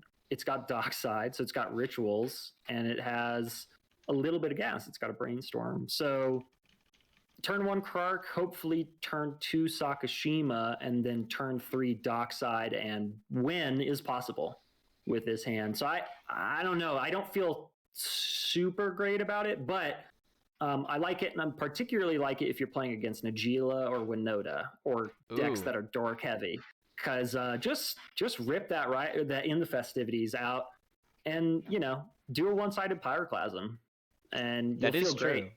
You'll feel great about it. That's interesting. This hand feels like very pod dependent. Yep. Dockside could be amazing or it could be for 2. You don't know. Your turn order I think matters a lot here as well. This is very high risk, high reward. Because you do have Brainstorm, right? Brainstorm's like pretty decent. You don't have a shuffle effect for it because you have to fetch turn 1. So I think for a first 7, pretty uninspired. Would you agree? Yeah, it's uninspired. I mean, I think it does have that very tempting drug of turn 1 Krark, turn 2 Sakashima, and that is a hell of a drug. And if you are confident that your Dockside will be big, I'd say go for it. Because if you've got Krark, Sakashima, and plenty of mana to play with in a Brainstorm, you're probably off to the races. Or at the very least, you can hopefully draw into Disruption and protect yourself for a turn or 2 and then win from a very safe position. But yeah, this isn't ideal. I wouldn't see this and be like, oh, snap keep. I'd be like, maybe. Yeah. We drew a card here. It's Remand, so this hand's bad. this hand. Okay. Yeah. Yeah, that's not ideal. Yeah, it's not the best thing to draw here. So Mm-hmm. I would keep if I'm the third or fourth player. Yeah, I think like I said, turn order here. You know, I don't know, maybe you're playing against three Urza players, right? And your Yeah, yeah, dockside yeah, yeah, suddenly yeah. is 10 on turn 1. So, Just be very wary for the right of flame. I mean, for the misstep coming for that right of Oh flame. Because God, that would be if you brutal. because then you're not doing anything for you. Basically, time walked yourself if that happens. So Yeah. just read the table. I think if you're at like a 6 or a 5, this hand is perfectly okay, but first Hmm. 7, let's get it out of here. Nah, No. dig. No. Okay, new hand. Ooh, this is interesting. Okay. Command Tower, Gemstone Caverns, Mana Confluence, Light Up the Stage, Harmonic Prodigy, Cyclonic Rift, Underworld Breach. Let's If you're not assume, going, yeah, not yeah, going yeah. If you're first. not going first, keep that. Keep Yeah? that. Absolutely, absolutely. Because you've got to turn one Krark, and then you can do one of two things. You can play Harmonic Prodigy and bluff that you've got a mana up for interaction, or maybe you draw it. We'll see. And then suddenly you're in the 2 Krark trigger range, and that's a very good place to be. Or on turn 2, you chip in for 2 with Krark, and you have 2 shots at seeing 4 cards that will fix you for this turn and the next turn off Light Up the Stage. So it's not bad. It's got draw, it's got a little recursion. You can value breach if you need to later on to just get back that Light Up the Stage or something. And Right. you also have Rift, which is that is disruption and it can be game saving. But yeah, I think just turn 1 Krark with Harmonic Prodigy and a source of action is really hard to pass up. Right. Light Just Up the Stage is sneakily good. yeah. Um so I drew a card here. We have an island, which doesn't really change anything, I guess. But No, what would you mm-mm. exile on Gemstone? Or did you already say that? Did I I miss it? No, I would probably again as psychological warfare pitch the breach No and way, also Ken. yeah, Oh absolutely. You my don't need gosh. it. You don't You need it. don't need Okay. it. You heard No, it I here mean first, chat. I'm telling you, I most of the time I'm breaching, I value breach. This is not a go-to Oh my breach gosh. deck. It just really isn't. Like it's fine. Again, the deck has a billion win cons because it turns out if you cast a spell a million times, it will probably win you the game. So don't worry about breach. Pitch Yeah. it, and be happy. I accidentally clicked it again. I'm so sorry. My No, mouse that's is very okay. sensitive. Well, this is an easy Easy shit. mulligan. So We have a new follower. I know what this is trying to say. Okay. Conspicuous scoop.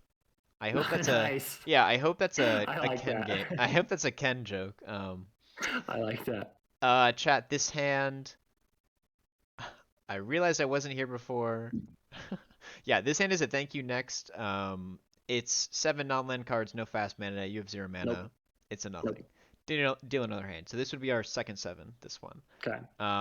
So up next we have Ponder, Cyclonic Rift, Mana Confluence, Steam Vents, Flusterstorm, Wooded Foothills, Spellseeker. It's slow. I mean, it's slow. You do have Fluster, which is a very good early piece of interaction.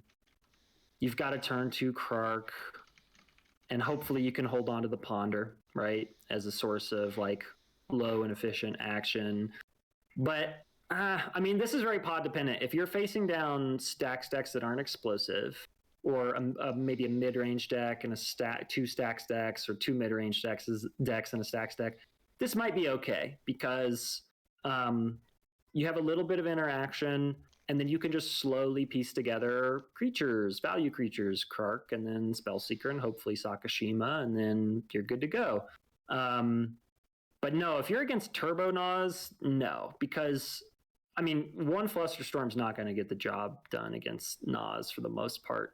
This deck, though, if you are in a pod with a Nas deck or two Nas decks, this deck really wants to go for it second, like more so than most decks, because again, the control is so oppressive.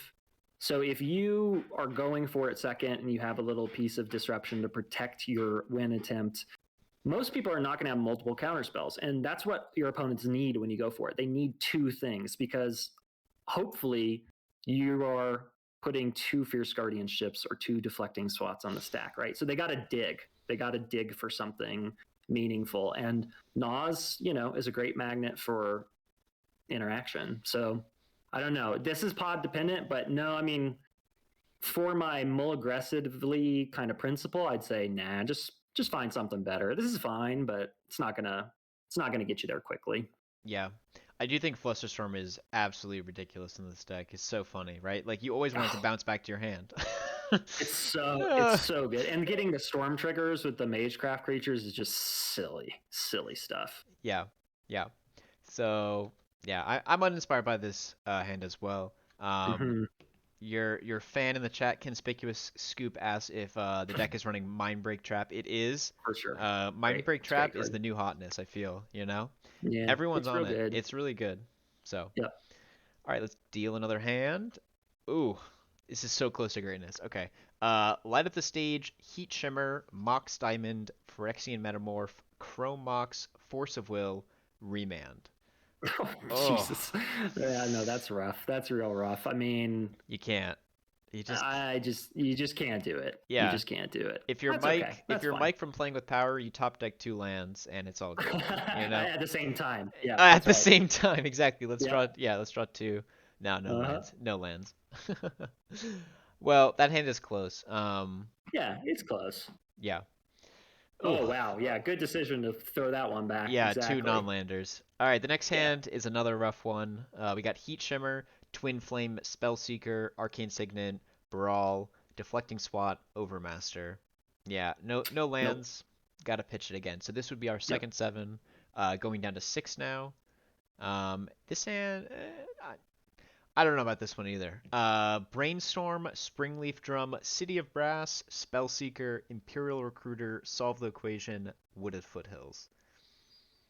Mm, Mm, okay, so here's the line that you take, I think, if you are doing this for maximum value. If you do keep it, I think you throw back the.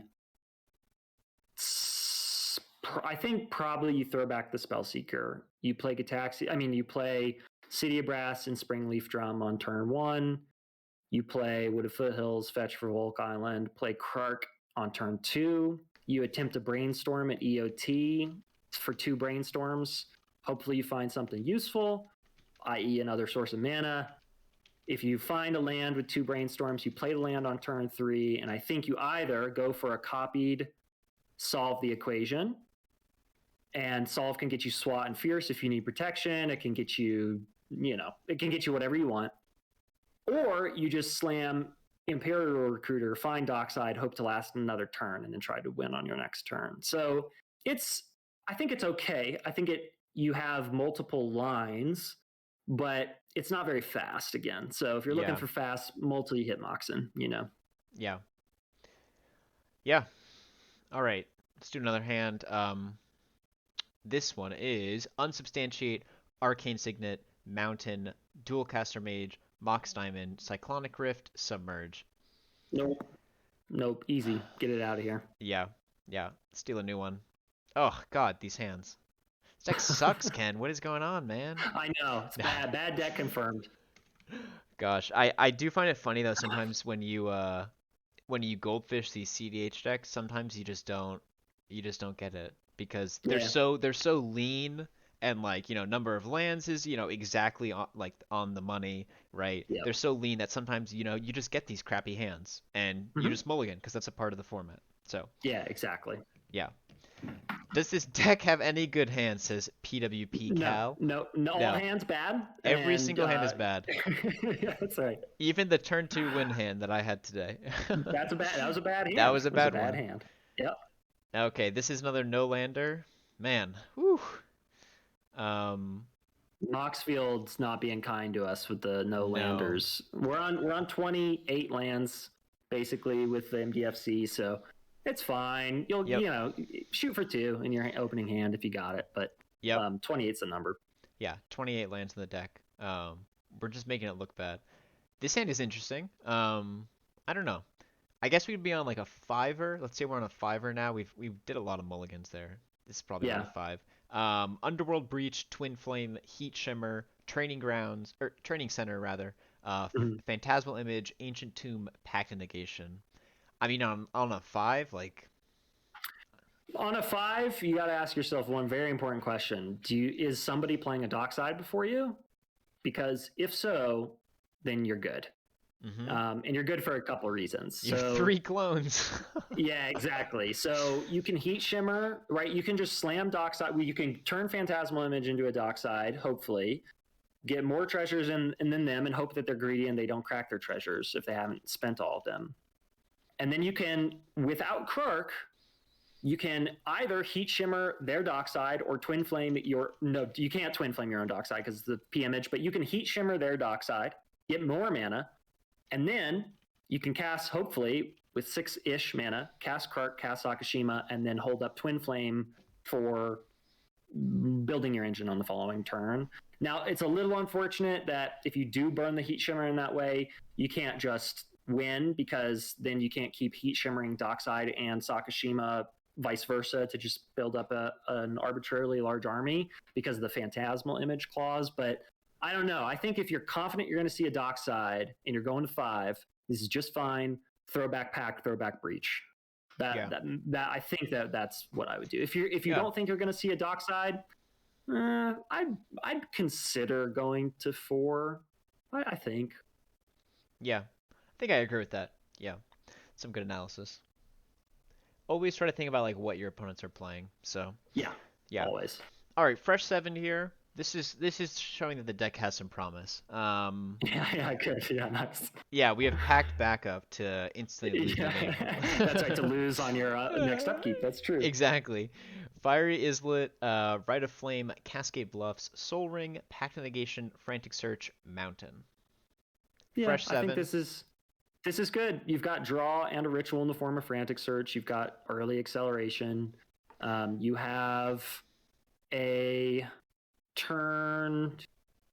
I mean, you don't quite have turn 2 Krark and Sakashima, but you do have one and then the other pretty quickly thereafter. If you're able to turn 1 Krark with the Rite of Flame. Oh, you go for that? I mean, it depends. I think that turn 1 Krark really does dissuade other people from going for it a little bit early, because they might think, oh, wow, they burned that Rite of Flame on Krark. They must have SWAT or Fierce Up. Or for something free. So it can be a good signal to your opponents. But you could just do Soul Ring on turn 1, turn 2 Krark, and let's see. So if you do that, then you got 1, 2, 3, 4 mana. So no, I just turn 2 Krark with mana up, and then turn 3 Sakashima, and then hopefully you can get to a turn 4 and start Frantic Searching. And Cascade Bluffs is really useful with Frantic Search, because then you can filter according to what you're drawing, which is very useful. But yeah, I think this is solid, and you've got Pact, and you can always in this deck, if you have an instant speed source of draw like Frantic Search, you can cast Pact and know that you might have an out, because if you copy Frantic Search, you'll be able to pay for your Pact trigger. Yeah. So I like it. I'm curious to see what we draw on it. Yeah. So we drew a mountain. Okay, that's fine. I mean, you got a lot of lands. But hey, that's one more piece of gas on the next couple draws, hopefully. Yeah, you discarded to Frantic Search. Yep. Yeah. Exactly. So, all right, let's see. A new hand here. Kind of uninspired by this one. If this is another fresh 7. So, Dockside Extortionist, Spellseeker, Arid Mesa, Snap, Rhystic Study, Solve the Equation, Scalding Tarn. So, I mean, this hand, I mean, every card in this hand is like amazing, right? But you don't really do anything, right? No, I mean, you turn to Dockside, and then you have Snap up if you want to Dockside twice. And then hopefully that gives you enough mana to Krark and Rhystic Study, or Krark and Sakashima, or Krark and Solve the Equation copied. So that's pretty nice. If you are able to be patient, and you do turn 2 Krark, turn 3 Dockside, copy Snap, then things start getting a little bit more out of hand. But I don't know. The only piece of interaction here is a Snap, and that's a little troublesome. And again, there are no Moxen. This is CDH. Right. You want to go fast, find some Moxen, find early acceleration. Yeah. But yeah, again, Dockside dependent. If you're playing against Corvold, keep this. You know what I mean? Yeah. And we drew a Tybalt's Trickery. So Oh, which is actually very useful do you because want to, yeah, Tybalt's, you want to talk about this card a little bit? I think this is a very weird card to see in the list, right? If you're not playing mono red, I feel like this card is yeah, weird to see. So, Tybalt's Trickery is strange. Of course, you can absolutely own yourself with it and counter somebody's creature and turn it into an Elish Norn and just cry tears forever. But it's really disruption in a pinch. What it really is it's another source of card advantage for you. It's kind of a mini little possibility storm. So you just counter your own spells and you mill and you get new stuff. And hopefully that new stuff triggers Krark. Because if you cast an instant or sorcery off it, oh, you cast the copy. yeah, Or the exactly. So you cast the thing that you exile. yeah, yeah. Oh, So if you wow. have mana and you can put something on the stack, you can turn that something into something else. So it's like a little kind of risky engine that, again, if you need to use it as a counter spell, fine, do so. But yeah, it's a little strange, but it does make for some fun and inexplicable lines that your opponents will be extremely confused by. You know, to me, it kind of feels like a different. Well, it's the red remand, right? It feels very Yeah, much in that yeah, vein. yep. It's really good. It's like And people, it feeds yeah, breach. It yeah, feeds your breach, yeah. which The is the sick. card you Because pitch to Chrome Mox and exactly, yeah, the Gemstone card that Cabinet. you've already exiled out of the game. Yeah, Exactly. yeah, Yep. yeah. And you can use it to target things that Krark copied, right? We talked about that earlier with remand, how you can, roll the dice, and then when you get the original back on the stack, you can remand it back to your hand. But at the same Yep. time, you can also Tybalt it. Let's say you Yep. wanted two snaps, but the third one, oh man, that's just not good enough. Exactly. Yeah. If you're like, hey, I need draw right now, well, just Tybalt's Trickery your snap away. Exactly. And if you do it, if you time it properly, you might still get a snap Yeah. underneath that. Yeah. So just to review chat, keep this hand if Dockside is like the best thing ever in your pod. Yeah. Otherwise, a little bit uninspiring. I mean, this hand is full of gas cards. I mean, everything you need Yeah. is right here. It's just not really fast enough unless Dockside Mm-hmm. is just the nuts, right? Yeah. Because then you have Exactly. two Docksides with Snap as well. So, Yeah. Yep. yeah. Cool. Next hand. Oh, okay. Here it is. All right. I'm waiting for you to see that. This is good. Okay. Okay. Phantasmal Image, Jeweled Lotus, Mana Vault, Fiery Islet, Force of Will, Ruby Medallion, Arid Mesa. That's much better. Yeah. Yeah, this Obviously, is this is a pretty much better good. hand. I think the kind of obvious line here is maybe it's not so obvious, but you play the fetch land, you crack for Volk Island so that your Submerge is online and your Mog Salvage is online. You've got some breach fodder. You play the Mana Vault. You either hold up the Jeweled Lotus if you think a Dockside's coming down, or you play it out if you think a Wheel's coming.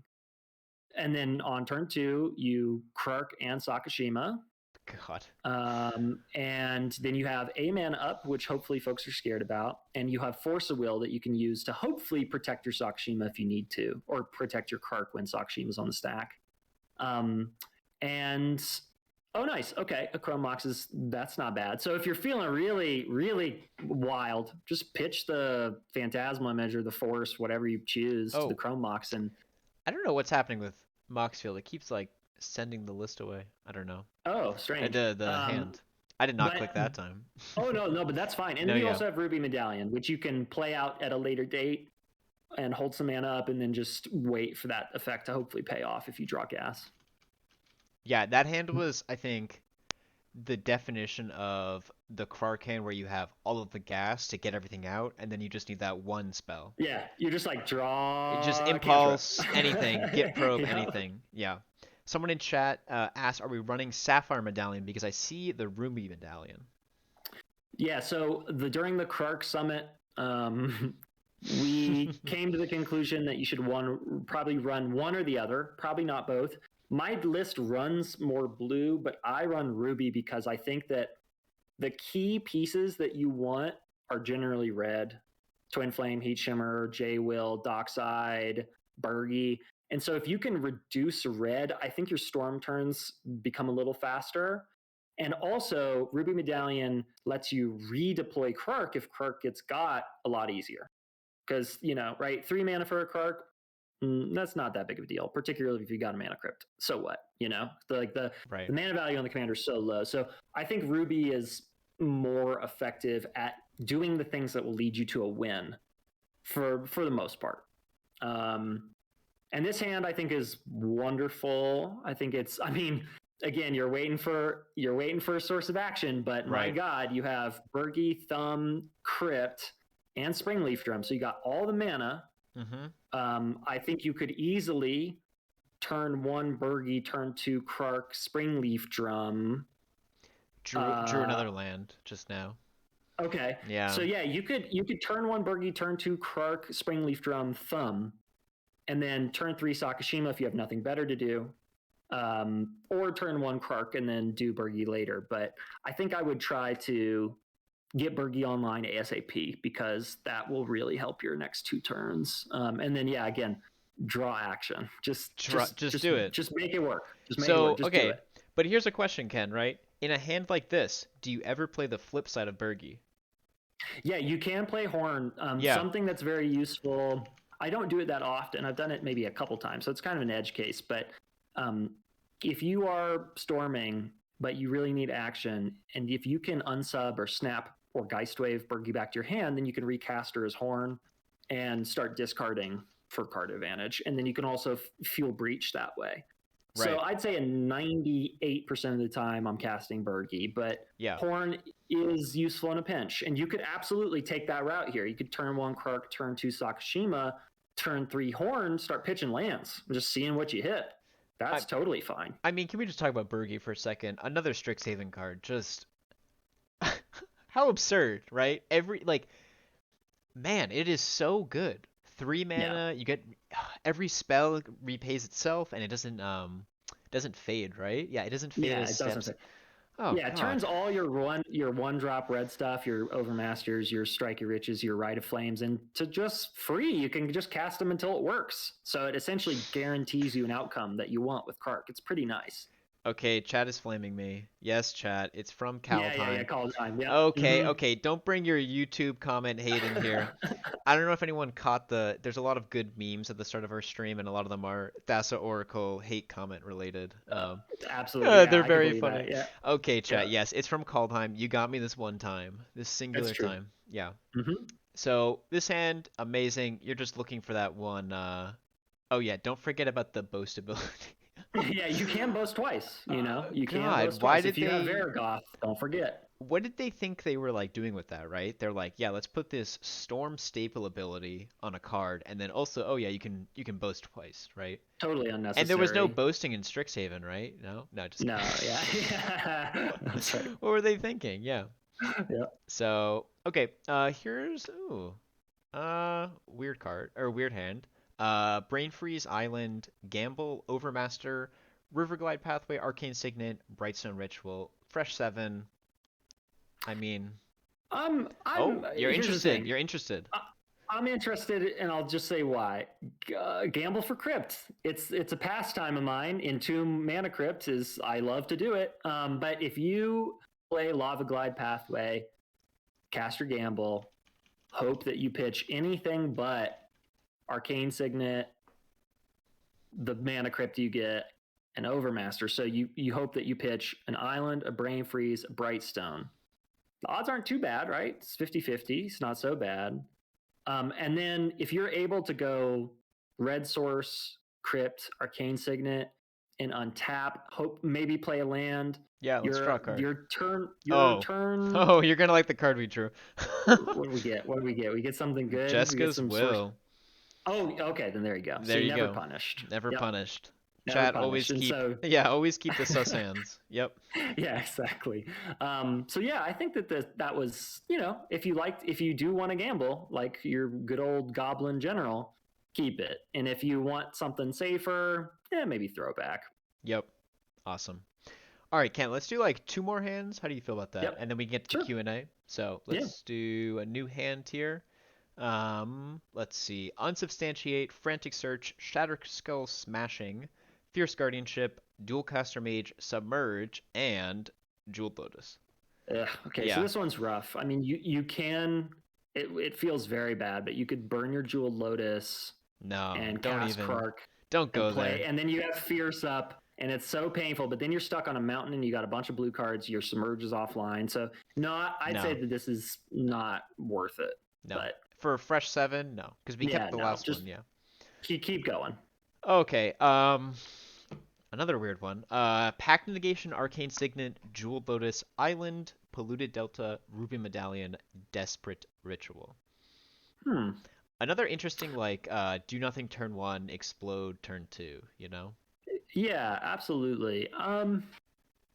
This one's a little odd. I mean, I feel like if you're in a pod where you feel like you're going to get past turn 5, Okay. might not be so bad because you've got cost reduction, you've got Krark and Sakashima pretty early, Right.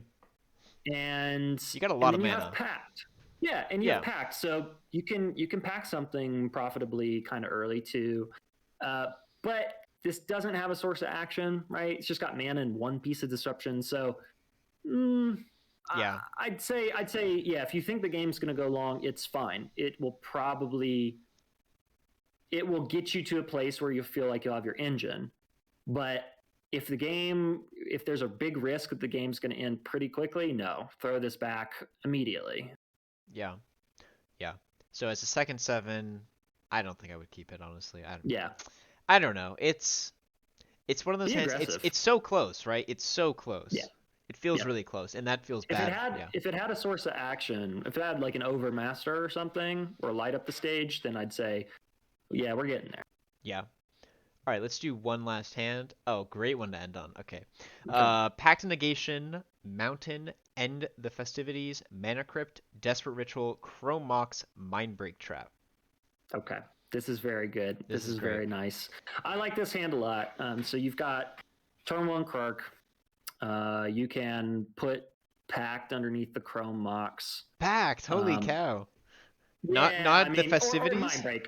Or Mindbreak. Or What? Festivities. It depends. It Oh. depends. It depends Oh, you on want what blue. You want you. blue. You want blue. Yeah, you need blue. You I need blue for forgot. Yes. Sakashima. So, Yeah. but turn 1 Krark Yeah. and turn 2 Sakashima. Right. And We then drew a you frantic have. search.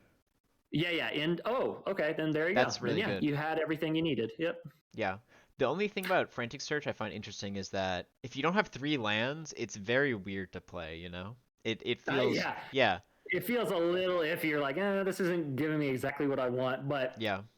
I just generally look at frantic search as like it's just a filter. Like if it's a ritual, great. But hopefully, at minimum, it's a filter, and it just gets the cards that you don't really need right now and fills your hand up and prepares you for next turn. You know. Yeah. I think I agree with that.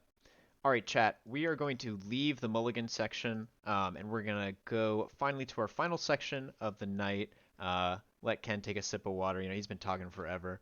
I know. I need to get up and go get some Yeah, water. I'll be Ken, right why back. don't Give you go me do that? Yeah, 15 seconds. 15 seconds. Yeah, we're gonna switch over, chat, to a little Q&A section. I've been storing a lot of questions over the last hour and a half that we've been here. But this is the time. We're gonna do this for about maybe 10 to 20 minutes. Q&A with Ken. I have a list of about maybe 5 to 10 questions. If you have a question that you'd like to get answered, please feel free to throw it in the chat now. I will take a note of it and add it to the end of the list. So, all right, Ken, we are in the Q&A section. I have a long Great. list. I added that one about the losing to Infinite Pact of negation upkeep triggers. Okay. Okay. Good. Um, Yep.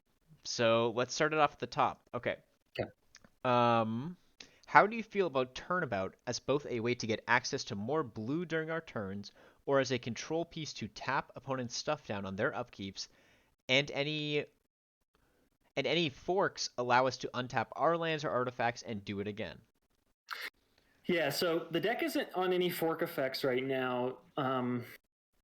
It's not on reiterate, right? So it's not on stuff that like could just go infinite with Jessica's will, and it's not on stuff that you could, other than remand and unsubstantiate. It's not on other spells that you could just go infinite with Stormkiln Artist or Archmage Emeritus with. But so the fork question, I think, has been kind of answered by the community. I don't think that we're too high on just fork effects at the moment.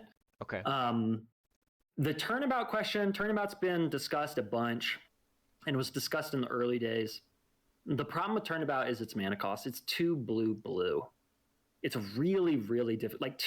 The thing about Krark is, right, a naked Krark, i.e. just Krark on your field, no Sakashima, no Harmonic Prodigy, no enhancers.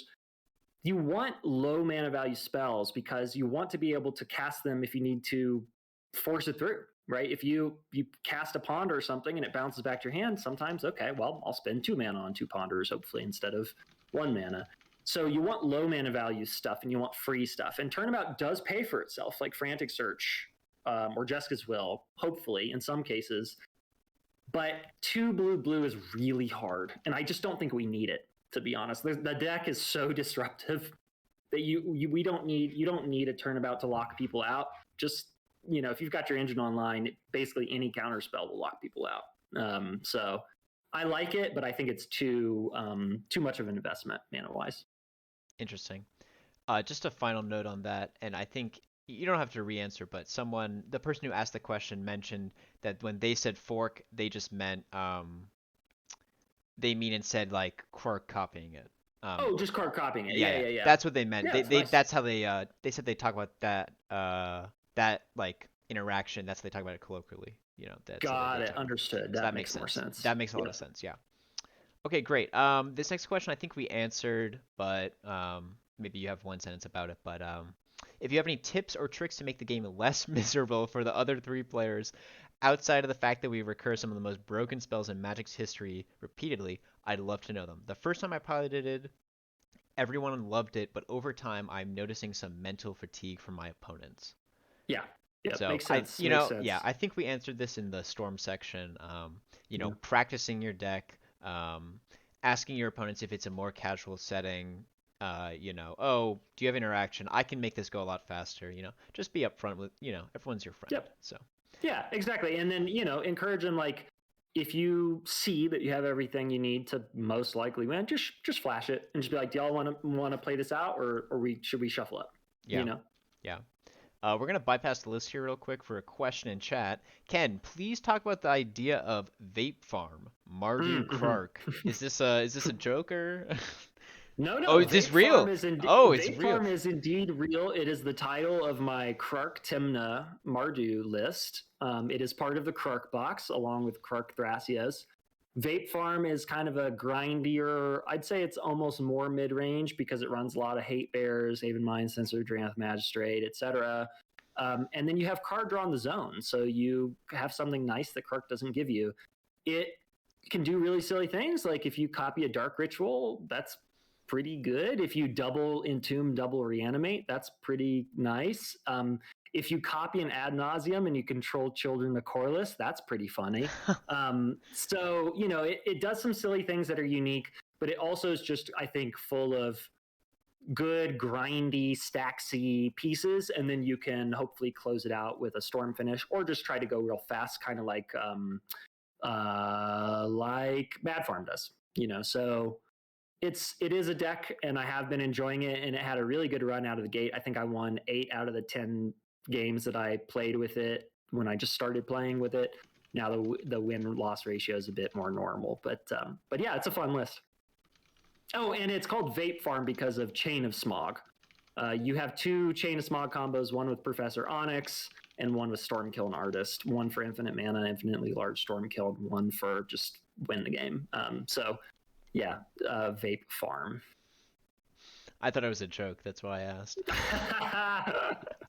Actually, this is a great segue into the next question. Can you talk more about the other decks in the Krark box and talk about how to play them, why you chose those commanders, etc.? This one is a pretty big question, so maybe you could talk about what's in the Krark box first, and then maybe the general styles of each one. Absolutely. So Beyond the Machina, or Drew, inspired me to make the Krark box. That name is his. And I just wanted to make a modular Krark CEDH list because I have a modular Joda casual list that I love. And I was like, okay, I could do this with Krark. We know Krark Thrasios is established. The deck, has a couple lanes that it can pursue. And it's also fun, gives you card advantage in the zone. It gives you a sink for all the mana you're making, hopefully. So, and it also has creature tutors. So it does a lot of nice things that help Krark's game plan out. And then I wanted to make sure all the colors were covered, so I chose Krark Timna as the other one for, again, a grindier, more mid-range, stacksier list that also could, do fun stuff like Bobby Dark Ritual or, draw a ton of Necro and try to go for it and step, something like that. And then probably the other deck that should definitely be in there, it's like, I think it's established at this point, and it does the thing, is Krark Silas. Oh, interesting.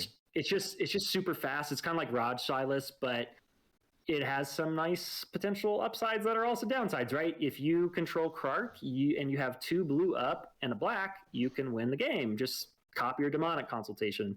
Right. Don't hit fish the first time, or in the top 6, get your fish and then name Black Lotus, and then there you go. Hopefully you win.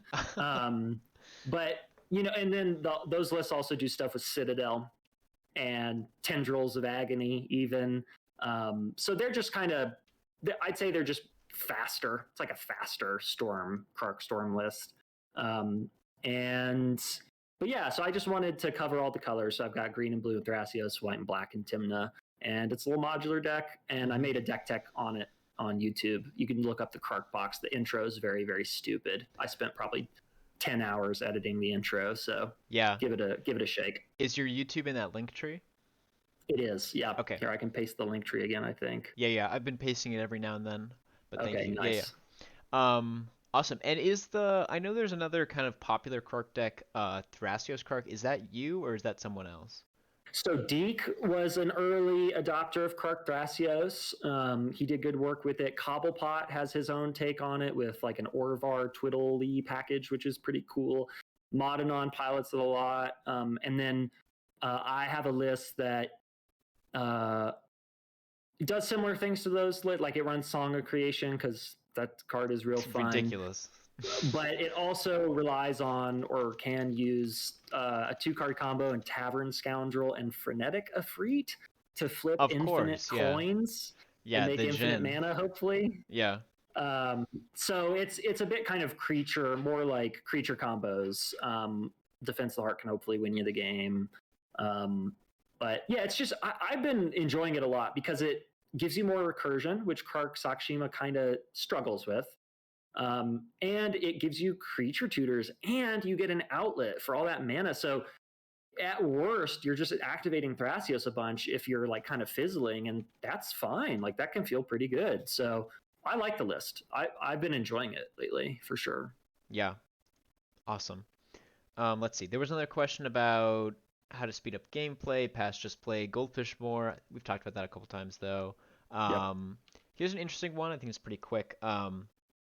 When do you cast Krark? As fast as possible. Wait and read the game state. I think. Let me guess your answer. As fast as possible. Just run it out there. Turn 1 Krark is good game. GG, easy peasy. But for the most part, turn 1 Krark is the strategy. Hold up interaction. If you're like, I need the Swan Song that I have to like not go back to my hand because Nas is coming. You can slow play it if you want to, but turn 1 Krark is pretty strong. Yeah. So I'd say most of the time pursue that. Yeah.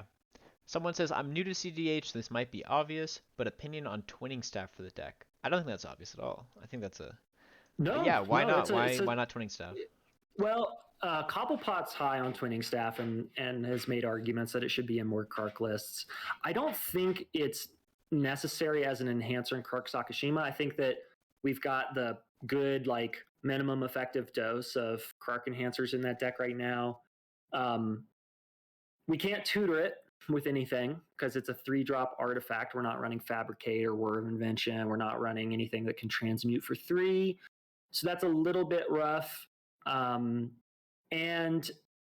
you're not gonna Twin Flame it or Heat Shimmer it. I guess you could Phyrexian Metamorph it, and that's kind of nice.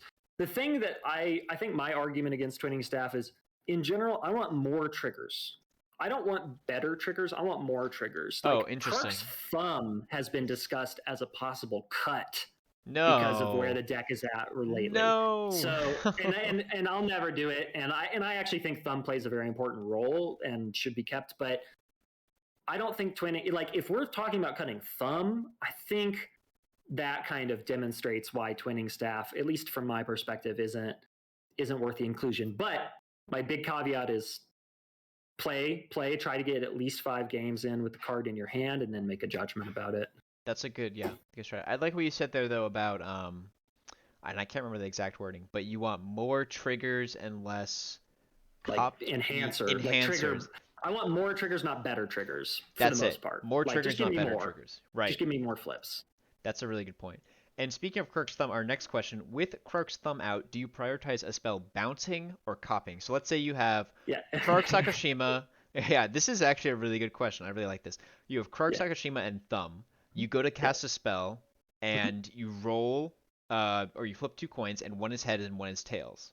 Yes. What do you choose? So there's been an extremely rigorous statistical analysis. No, there hasn't. Really? Yes. Oh my gosh. Yeah. Okay. Absolutely. So we've got a bunch of like stats people in the Thumbless Discord. I mean, there's a white paper. There's like a mathematical theorem that some folks wrote up to prove that Krark can deal an arbitrary amount of damage. Like it's a legit little theorem. So we got some math nerds out here. And so a statistical analysis was done and concluded that it doesn't matter.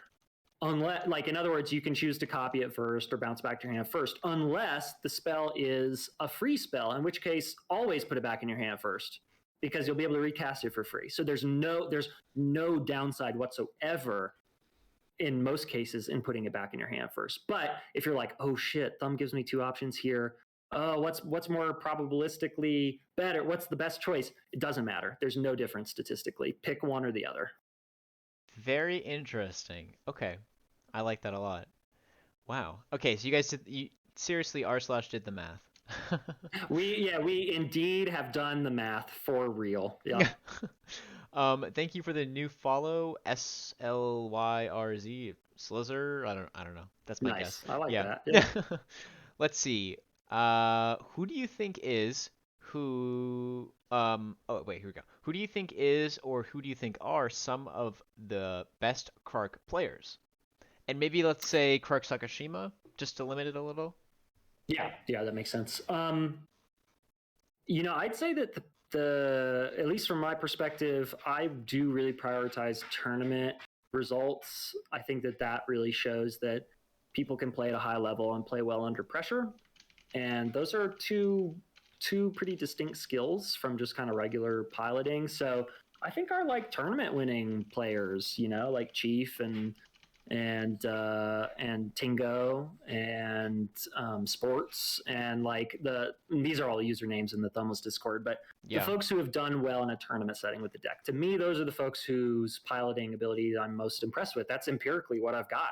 You know what I mean? I don't really watch other people pilot the deck unless it's on YouTube or something, but tournament settings I think are really high pressure. So if you're able to thrive with this silly ass deck in a tournament, you are a cool cat, man. You are one cool cucumber who can gamble confidently, and I love that. All right, we have a lot of questions here. Let's keep going. Here's an interesting one as well. How do you correctly interrupt this deck, and when is the best time? Okay, so I wrote a pretty extensive, maybe not too long ago. I wrote a pretty extensive He's always thing. got it. On Reddit. It's in a comment that I wrote from my stacked EDH account on Reddit. Somebody's like, how do I beat this deck? And I was like, okay, let me tell you. And I wrote like a 10-point thing of like, here are the best strategies against this deck. Okay. So it's out there. So if you're a seeker, if you know the truth is out there and you want to find it, dig it up. Also, that post is linked in the primer, but it's linked very sneakily. So you'd have to look at the HTML or you'd have to dig for it to find that link. It's linked in one word. I'd say it's sort of in the bottom half of the primer. Ken, come on. So there's a little fun Easter egg. But here's the too long didn't read. Kill Krark. Sort of first rule about Fight Clubs, don't talk about Fight Clubs. Second rule, yeah, right. Kill Krark. If you can respond to Sakashima on the stack by killing Krark, so that mana investment fizzles. It is almost always correct to counter a spell in response to all Krark triggers to just get it off the stack. Yes, never let the triggers resolve. Yeah, people are just like, they're thinking about it and they'll just go like, let's see the first flip. And I always laugh on the inside because I'm like, they lost this battle. Yeah. So yeah, it's almost always correct to just get it off the stack. play Pyroclasm effects like Massacre, Pyroclasm, stuff like that, and play board wipes because the deck's engines are kind of creature based. And then don't sleep on the fact that the deck can sometimes sneakily just like have like a Forbidden Orchard token that you convince somebody to give you because you're not running Diabolic Intent or Culling the Weak, or Culling the Weak, and just like sneak out a Twin Flame Dualcaster win and just be like, oops, or just like breach freeze. So don't write it off as being so commander centric as to be dysfunctional. It's still a very disruptive Izzet deck that has other win cons that are commander independent. Those are sort of my core tips. Yeah, it's pretty brutal casting Sakashima again, I will say. Yeah, it hurts. It hurts. I mean, I've done it in one recent game. I recast Krark for 8 and Sakashima for 8. But I won the game because the game was just grinding in their stacks pods, and I was like, if I just keep doing this, like they're not winning. So and it wound up being fine because the deck can generate tons of mana sometimes. So or often, not sometimes. All right, Ken, what is your spiciest win con, sorry. Or another question is, what is your pet card that you love to play? So spiciest win con, pet card. Pet card, like Dan, Moderately Anonymous. I love Mind's Desire. I think playing Magic is a great excuse to cast Mind's Desire with like a high storm count. Some people are like, it's win more. And yeah, it's win more. Well, you don't I'm think? Not sure. Okay. No, I don't think so. I trust you. That's why it's in the prime. Like I put it in one of my flex spots, right? You don't need to play it, but it is. I think it has just pulled wins for me out of the blue. Like you know what I mean? Like all you need is a copied desperate, or like a ritual that's copied once or twice. You 2 blue up, boom. You hit the Mind's Desire. You get 4 or 5 free things, and then you're off to the races. So it just.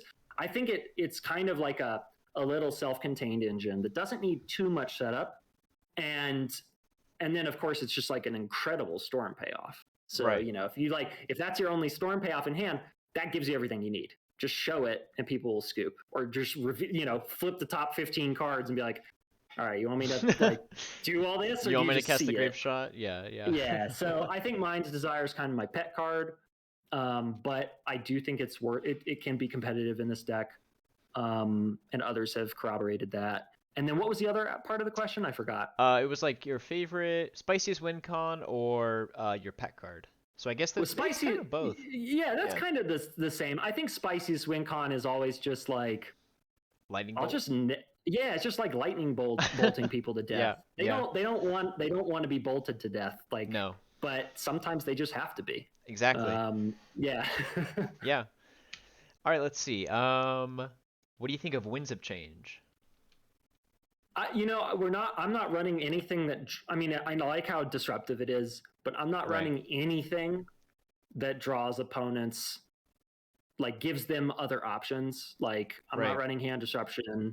And I get it that it doesn't net them cards, and it can be a really strong turn 1 play, particularly after you deploy a bunch of Moxen, but I'm not super high on it. I'm also not super high on it because, you can like cast it, and if you copy it with Krark, fine, you might draw an instant that you can then sneak in, right? But for the same reason that I'm not on Wheel of Fortune, like I think those windows aren't really ideal. I want to be able to just accrue resources and have them, not accrue resources and then panic and go, oh shit, what do I need to do right now before I have more information when the next wins resolve? So I think it's okay. I think I don't think it's necessary for the deck where it's at right now, but play it, get 5 games in it, and with it in your hand, and then if I'm wrong, tell me. Yeah. Tell the community. No, that's a great great mindset there, Ken.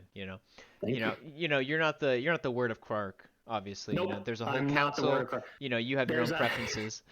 There's a council you have to go through. There's 700 damn people in the server, and a lot of them got great ideas. So I don't. Exactly. I'm just one of the many. So community play five games. 5 games in your hand, and then see how you feel about it. Exactly. Let's see. We have some other singular card choices. I see you linked about the math on Tasha's I don't know. Hideous Laughter. You said there's some math behind it, so I assume that's in your primer, or Uh, I think I might that might be discussed in the bottom section. I tried to compile a massive list of all of these cards, right? Cards where people are like, "Have you thought of X?" And in the primer near the bottom, there's a giant list of my responses to all of those questions and comments on all of those cards. Tasha's Hideous Laughter, I believe I'm forgetting who did the math. I think it was either like Phoenix or Spleenface. They did math on Reddit when the card was spoiled about like, okay, what happens if you were to copy it once or twice? Like, what are the odds that you hit stuff that's relevant? And it's just not worth it. Like again, Yeah, 3 mana, just grape shot them. You know what I mean? You don't have to. right, Don't worry about exiling their stuff. Just kill them. right. Just win if the engine's online. Just win, forehead. Just win. Yeah, Yeah, that's right. this card is a meme in the playing with power Discord server. Mm. Because it's very funny. The card is so polarizing. Some people love it and they think it's like a spicy win con. Some people are just like, oh, blah, blah, blah, whatever. So we have a command in our server that's like format staple or something, and then it pulls up a picture of that card. No, That's yeah, so it's a funny. joke. It's good. I So like that. I think it's a great. It's maybe it's not worth it in the math, but it's one of those flex slots, and you want to play it. I think it's okay. Exactly. Yeah. Try. So Yeah. Give try it a it out. shot. Give it Like a shot. again, if you want to defer to the community and say, yeah, I trust them on 93 cards, that means you got 7 things to just do whatever you want with. Play with them. Find what Yep. works for you in your meta. Yep. There's also another card discussion on Unexpected Windfall. Do you know what this card does? Oh, is that the red one that makes treasures and draws cards? Yeah, it's 2 red, instant, discard a card as additional cost, draw 2, make 2 treasures. So, So here's the thing. If you notice, we're not on any of the 2 cost red cards that have an additional cost of discarding the impulsive draw ones because, again, you discard a card to that, you spend 2 mana. Krark says no, put it back in your hand. You want to just cry and go to sleep and scoop. yeah. So while the payoff is great, copy it, draw 4 cards, make 4 treasures. It has paid for itself. Fantastic. Congratulations. You don't we're trying to ponder 3 or 4 times. We're trying to strike it rich and make 3 or 4 treasures. Our startup costs again need to be low because if you spend Yeah. 4 mana Right. and That's a good point. one or 2 Krarks say no, you've just out tempoed yourself to like a game losing degree. So Right. you want to keep those cards low mana value. That's a great point, right? You want your payoffs to be 1 or 2 mana in case Krark says no. And that's a really, Yep. yeah, a very Mm-hmm. important, very important. Like any good gambler, hedge your bets, right? Know your downside. Oh Know the no. floor. Know the floor. TOS. TOS. This is not Mm, gambling advice, not crypto mm-mm. advice, no Nope. advice, Nope. deck Not at all. advice, No magic advice. advice. Yep. Let's see. Ken, which partner do you think Krark can still be brewed around in a unique way? Yeah.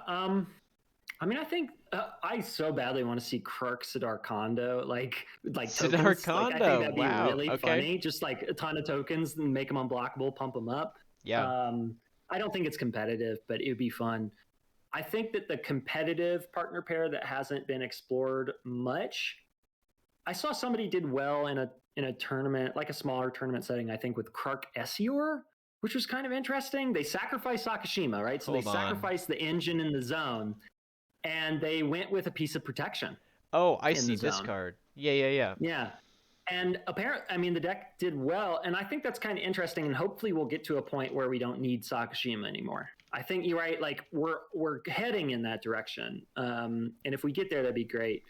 But I think Krark Ikra is interesting and is kind of underbrewed. Like Krark is shy. Somebody's got a solid list for Krark Timna. They're a good list. Thrasios, Krark Tavesh, there's a good list. Krark Jessica, somebody threw together. But I think Krark Ikra is interesting. I think you could do fun stuff with Citadel, Aetherflux, Nas, Pier, but also like Weather the Storm. Oh, And interesting. you know what I mean? So you could actually rope in a few more storm pieces, more recursion, and lean heavier into the Citadel pay life thing. Um, I think that's a little underexplored. And then also you have like nice win cons. You got Chain of Smog and Witherbloom Apprentice, and that's so nice. So Mm-hmm. maybe that pair, I think. Okay, interesting. Let's see. Someone's talking about a new Krark in Commander Legends 2 and what they would have. Uh, I don't Well, know. here's the thing: we might, if Krark is like that one Reddit post from forever ago demonstrated, if Krark is indeed the most powerful being in the Magic multiverse, there's a good little short proof of this. Um, if Krark is a Planeswalk and is in a gambling house in Streets of New Capenna, I'm gonna just poop my pants in excitement. Let me tell you, I'll be so chuffed, okay? Because he's a gambler. He will be, if there are gambling halls, he'll hopefully be there. But I'm really hoping that we get some more like payoff, coin flippy, gambly type cards in that set. And I'm kind of banking on it. I think that we'll probably get something that has something to do with flipping coins that will be like Tavern Scoundrel, and hopefully it's like a 10-cent common that people who know this deck, they see you land it and they're like, Yeah. oh my God, no, not that. You got to get rid of that. And it's like, bro, this is a 10-cent common. Like, you got to get rid of that. But it's true. Like, it's real good. So, yeah, I don't know. That's what I'm hoping for. I would love another Krark, but just more gambling stuff would be nice.